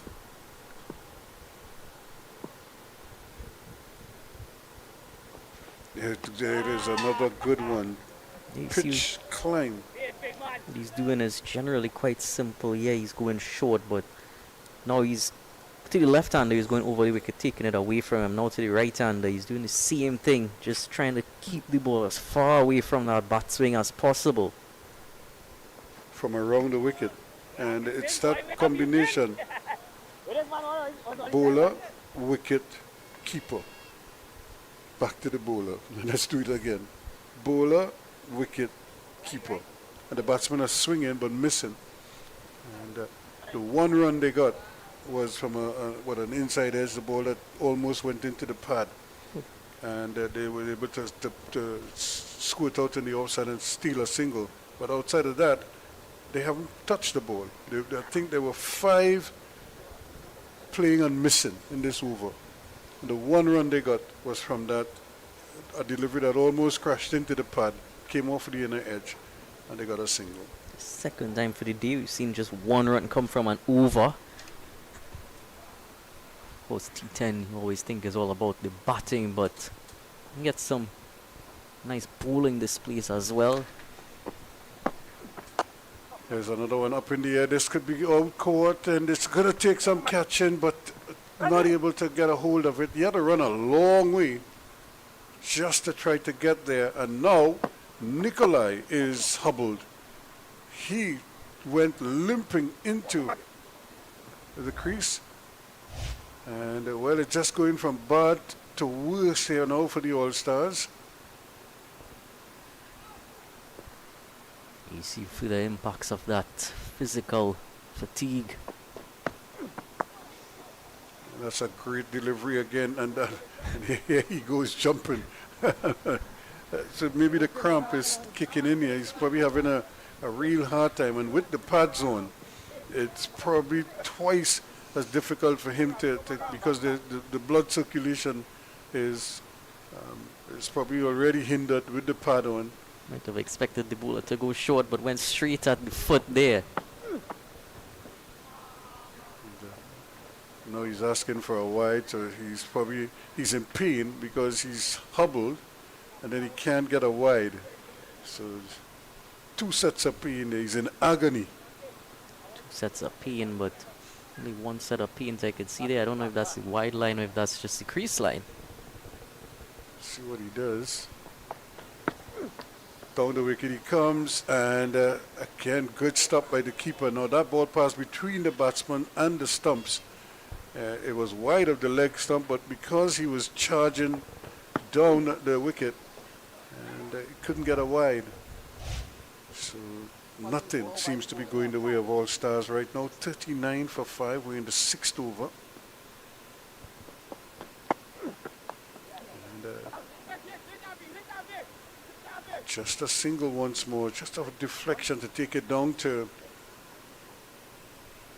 deep square leg, deep backward square, almost a fine leg, and just get the 1 run. So 1 to go in the over. 40 now for 5. They need 77 runs. They have 25 balls to get them.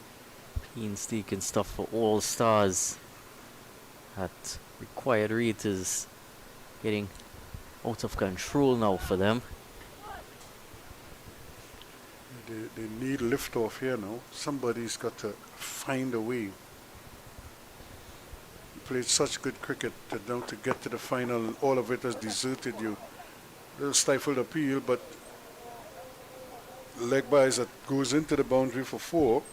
That's what they need. Certainly didn't intend on hitting that there. It came off the pad, it looked like. Yeah, but again, he's swinging to leg. Everything is going to leg. And it's almost like they don't know that there's an offside, that they can score runs through there as well. But it's the end of the over anyway. And it's 44 for 5 now after 6. Well, hopefully it's not a team of footballers trying to avoid the offside. Ramrup and Billy both on 7, but struggling to amp up the run rate.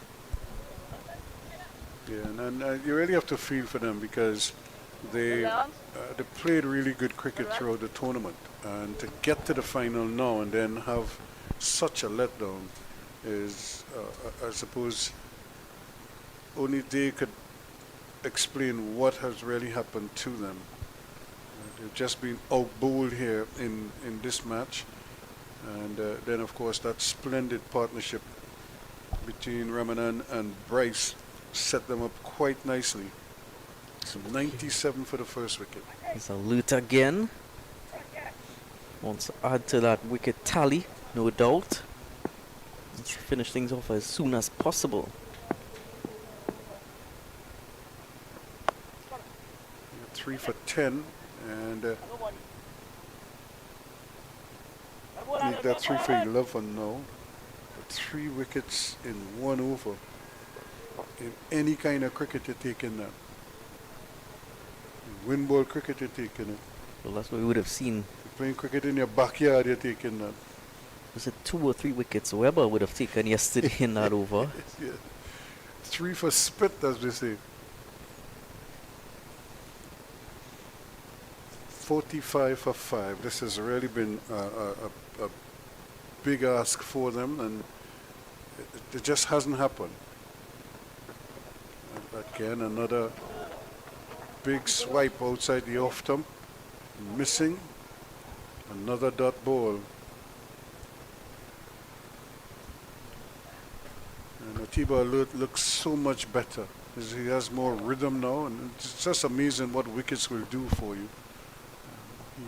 He seems to be running in so much freer as well. Almost clarity of thought as he's about to bowl. And a short one that is cracked away nicely for a boundary. Square the wicket, just sat up there and he just hit it.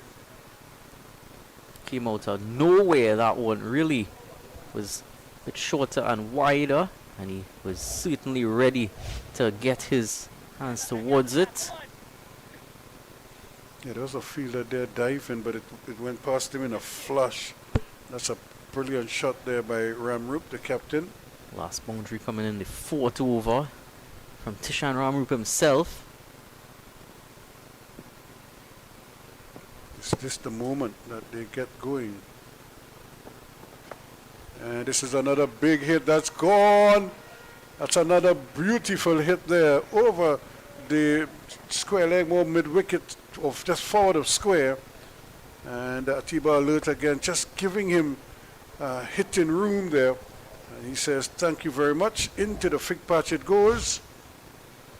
Certainly getting going now, Tishan Ramrup, and as we were discussing earlier, you can really change up your fortunes quite quickly for good or bad in this format. Certainly not out of the woods yet, out of the fig patch though.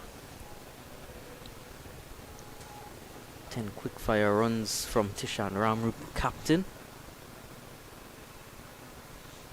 Yeah, Atiba Alert has to... There's 2 deliveries left, 2 legal deliveries. 11 runs off the over so far. Add another one to this, so could he get a wicket? And the ball is dropped again. Well, well, well. It went high in the air. The fielder coming off the boundary got under it and took it so low down, it dropped. He didn't have a chance to get back, and it eventually go. That's a Rampasad out there. It's all happening now for All Stars, well, for both teams really.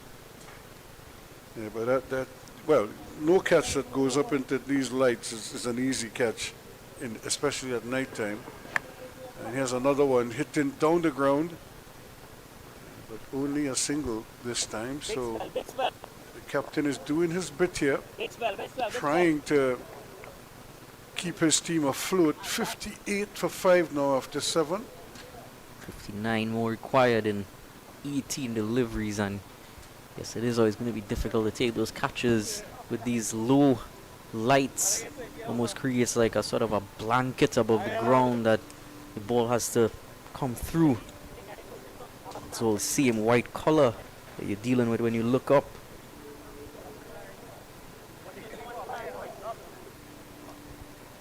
So now it looks like Ashad Mohammed is coming back into the attack. 1 for 5 is figures so far. Certainly looking to bring him back to try to slow All Stars back down.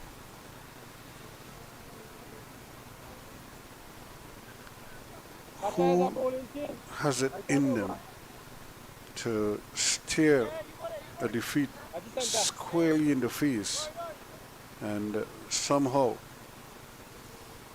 deny their opposition that?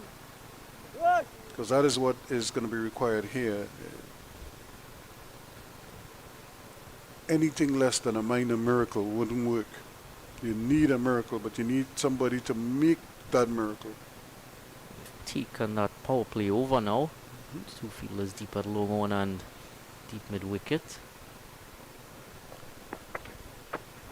And again, he's trying to go big and he's bowled neck and crop. The captain Ramrup goes for 20, swinging right across this one. And pays the price, loses his off stump. Well, power play resulting in just another wicket. 58 for 6 now. Tishan Ramrup, last main batsman this lineup, you would see. Captain himself as well has to go back for just 20. 20 from 12 deliveries.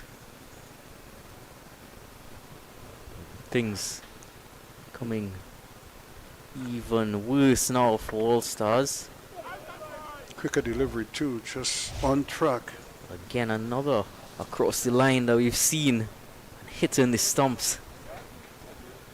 It's been a pattern for them. It's not just a pattern, it's a procession, because it's just not what the doctor ordered, if you know what I mean. So Amrit Kisto is out there now.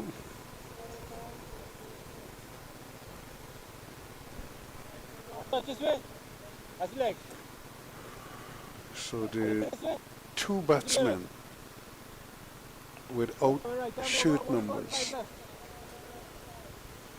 So the blanks. You know, when you're running in a marathon and you don't have a number, like a bib, they call you a bandit.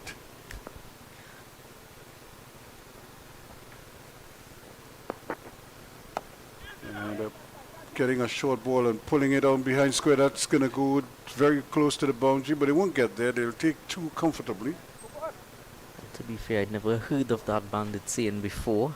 Yeah, there's whenever people are in the race and they don't have a number. Some people just jump in the race and so they call them bandits. I'd probably do that myself just to get some steps in. You know, they run like a portion of the race, like, you know. Well, I don't think I'd be in with it to win. And this one goes a long way. That's a good hit. And it's going to get close to the boundary. And a little bit of football work there from a T-ball alert. And the batsman will be content with 2 runs. It went big, went high, but didn't go quite long. It's in a big pocket of the ground as well, down in that corner. A lot of changes here. Players every which way, as the left-hander is ready to take strike. They would have just taken 1 in that. Then 3 they would have taken. So 63 for 6 now.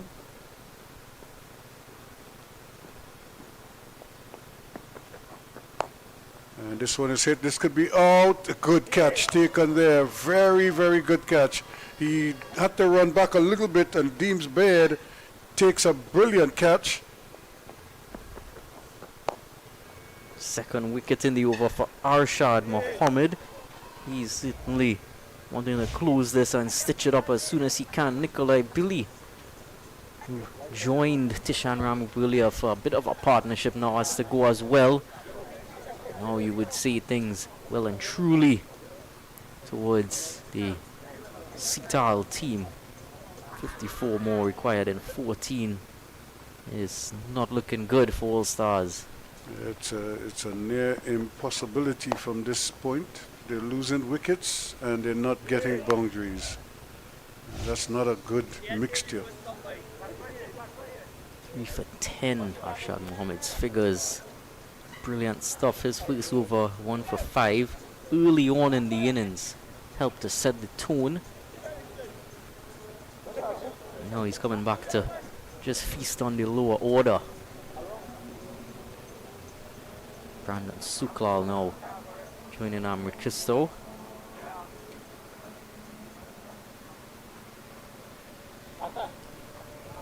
So they came, they saw, and they conquered. That's how the young stars may be feeling right now. They just need to put the finishing touches on this one. They pretty much have things under control here. Really a masterclass performance from them. Score your runs up front and then squeeze the opponents when they come to bat.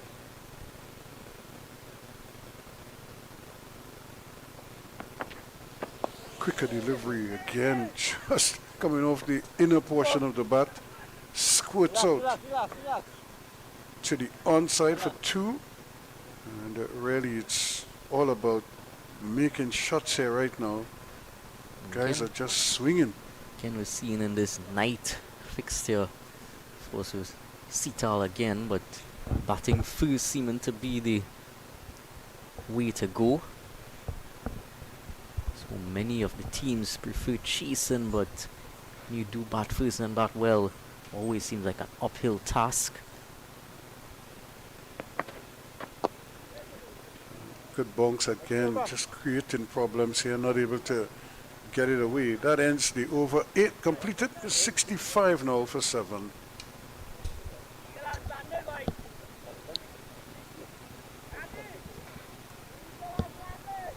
So another good over. 2 wickets in that over. And Mohammed now has 3 for 12 from his 2 overs.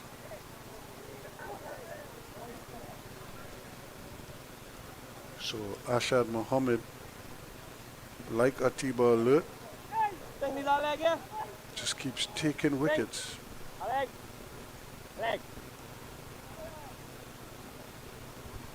Yeah, 3 wickets apiece really knocked the batting lineup on their feet, well, off their feet.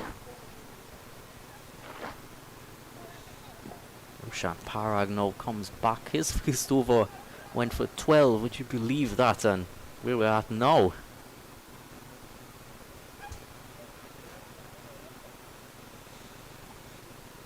So who will bowl out here now? Roshan Parag, 1 for 12. 1 over that cost him 12 runs.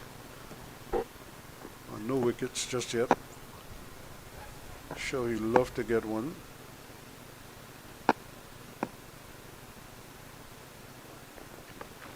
Almost had it there. That one jumped over the leg stump.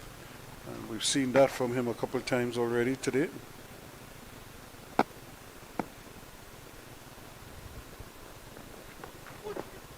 Yeah, quite a high angle he comes from. It's quite a bit of bounce. This one is up in the air. He could be caught at that backward point position. A simple catch taken there, and that is the end of that. And really a wide delivery. He just threw the bat at it, and it was never in control.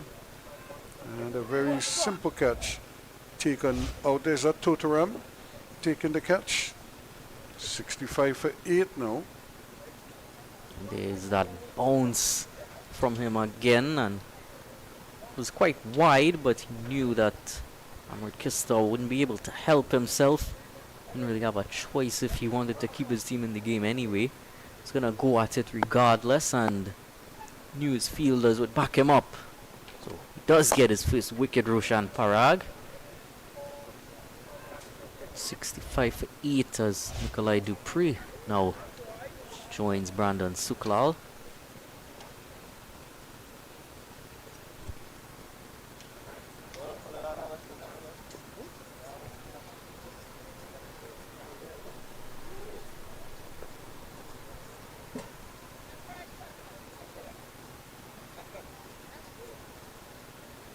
Dupree has done some amazing work in the field. He's been parading primarily in that backward point mid-wicket area, and he's had to battle the sun all day today, but no sun now. There's fairly cool conditions out there, little breeze blowing, but more importantly, the heat is on. Wickets are falling, and immediately he is off the mark. They're going back for a second run. They're going to have to hurry, but they'll get there too. That's good cricket all around. Good pickup out in the deep. Good shot.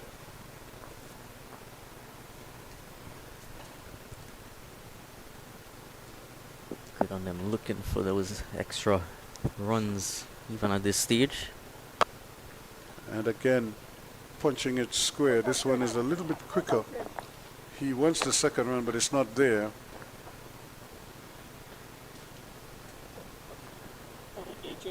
Quickly, he goes to 3. He's actually gone past Brandon Suklal.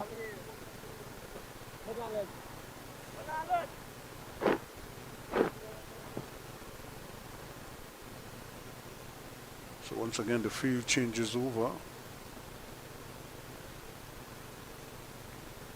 We're in over number 9 here now. They still need 49 runs, and they have 8 balls in which to get those runs. And that's not going to help. He could get a second wicket here, caught on ball. The ball just spooned up in the air. Brandon Suklal goes for 2.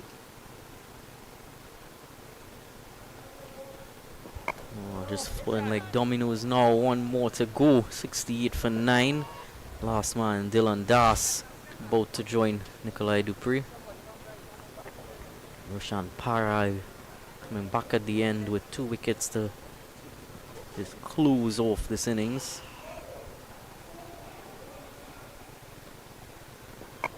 Would just make it extra sweet for the Sital team to be able to pull them out and deprive them of the ability to face all of their deliveries. Yeah, well, they have 1 more left in the 9th over, and so there's 7 deliveries left here. Of course, we've already gone over 60 deliveries if we account for wides. 8 wides so far. We have 1 over from a T-ball alert. He had a wide, then 4 wides. Well, not 8 wide deliveries, but 8 runs coming from wides. And then he had 3 wickets in that same over. It was a pretty long over. So the last man is at the crease, and as they say, the fat lady is singing.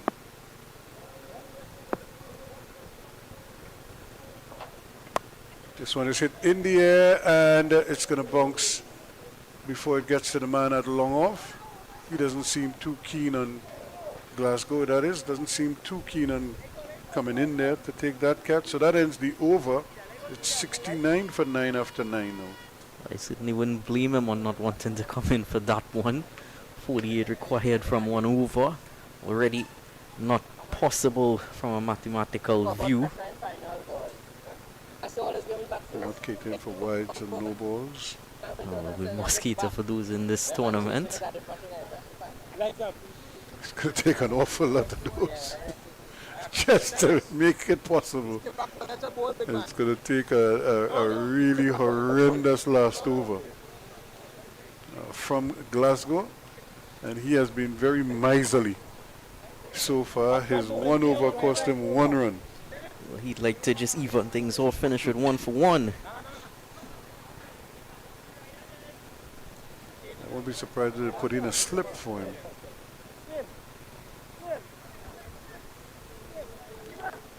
Captain has brought everybody more or less into the circle. So why not put in a slip? You never know. But now he's decided he wants a long one, he wants a deep mid wicket. At this stage he could literally put the fielders anywhere he wanted. Yep.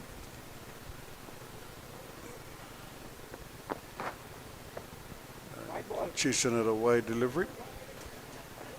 Hey, that's one of the wides, you never know.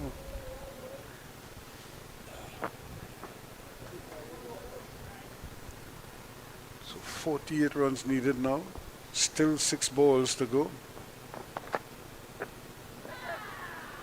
And does he touch it? The umpire says yes. So that is the end of the innings. Das goes for 1. Dupree is 3 not out. And that is, he's caught at the wicket. And that is the end of the game here. Brilliant effort indeed on the part of the Felicity Young Stars. 116 for 2.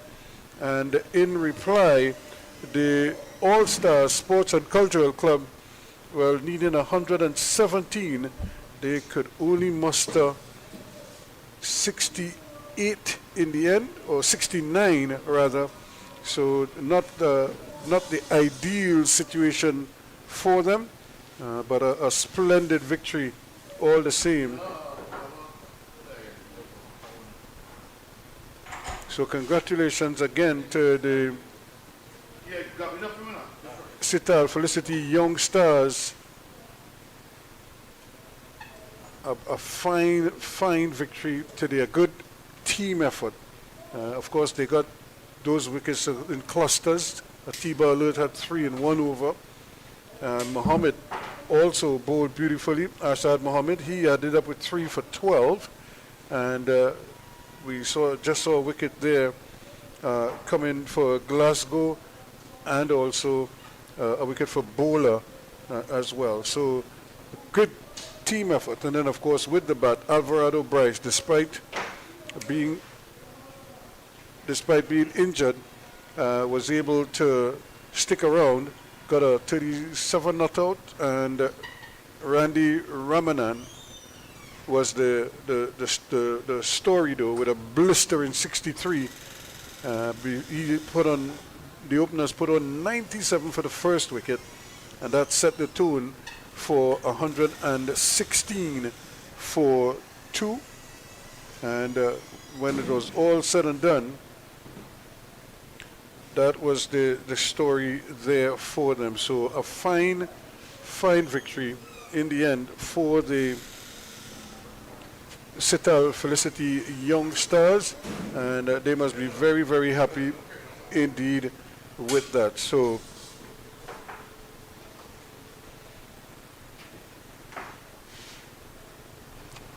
they're certainly the team to beat, and they would more than likely be the ones representing Trinidad and Tobago in the Caribbean phase of this tournament. So we certainly look forward to them performing, and they have every reason to be happy, celebrate. The Trinidad and Tobago flag is out there. You're seeing the players in a nice little huddle, obviously talking, assessing what they're doing, and making sure.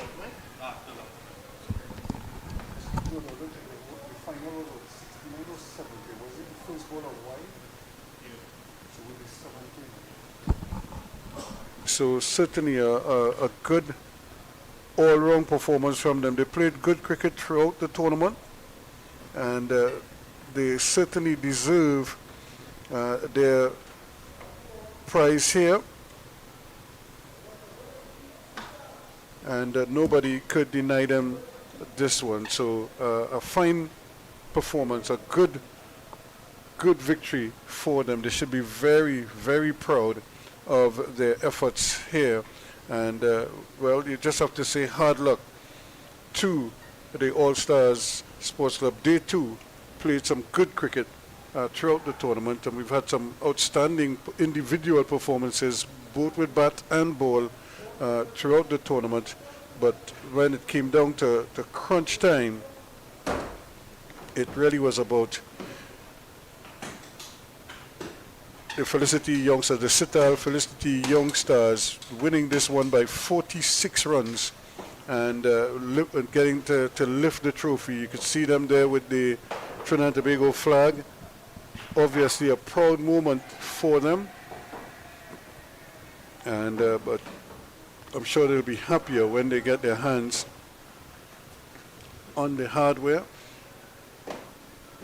and because at whatever level it is, winning trophies gives you that little special feeling, and you can't, it's a feeling you don't ever get tired of it. You just want to win as many of them as possible, get as many medals as possible, and try to give it your all whenever you get out there to do it. So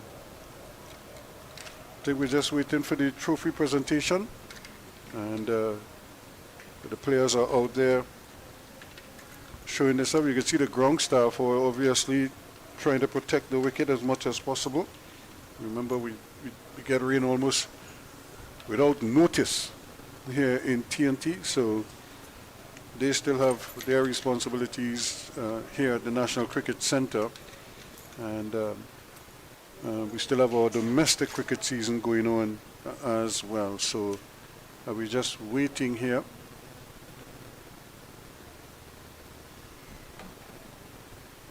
for the presentation. The players and their supporters are out there. We have the Caribbean Airlines representatives also out there as well.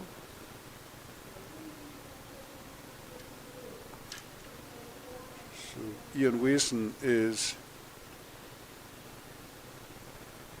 trying to get the little presentation. Omar Khan, who's the coordinator, is also out there.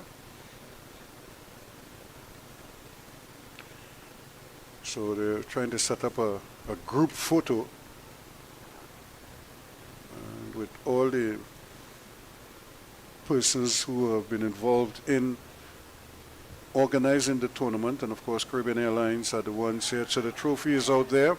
So congratulations again to the Sital Felicity Young Stars pulling off a 46-run victory here today over the All-Star Sports and Cultural Club in the final of the Caribbean Airlines Village T10 Festival here at the National Cricket Centre in Balmain, Couva. And it has been 2 hectic weekends of cricket, and you could see how it kind of took its toll on the All-Stars outfit in the final. They played a semi-final late this afternoon into tonight, and then they just had a quick turnaround and they had to do it all over again. When you consider they won the toss and they opted to field first, and then they leaked 116 runs and couldn't chase it down. They just seem fatigued. They just seem mentally fatigued at this stage. So maybe they will probably review the decision to bowl first. Maybe they might have been better off batting first, trying to set a target. But who knows? That's all conjecture. Right now, they will probably not be feeling very good because they're watching their opponents celebrate out on the field right now with the trophy, the national flag, and the label of champions of the Trinidad and Tobago leg of the Caribbean Airlines Village T10 Festival for 2025. And so really a proud moment for them indeed. So that is the story here as the players hug and shake each other's hands and wishing everybody all the best. It really has been a fantastic tournament, and no doubt we'll be seeing you again when the Caribbean leg of it. I think there are legs in Jamaica, Barbados, Guyana, and then of course we've seen what happens here in Trinidad and Tobago, and remember the Sital Felicity Young Stars as the champions of the Trinidad leg of the T10 Festival. I'm Ruskin Mark, thanking you so much for being with us, and do stay with us here on 360 TV as we have a lot more coming your way, and of course we'll keep you posted on that. So enjoy the rest of your Mother's Day, what's left of it today, and we'll see you soon.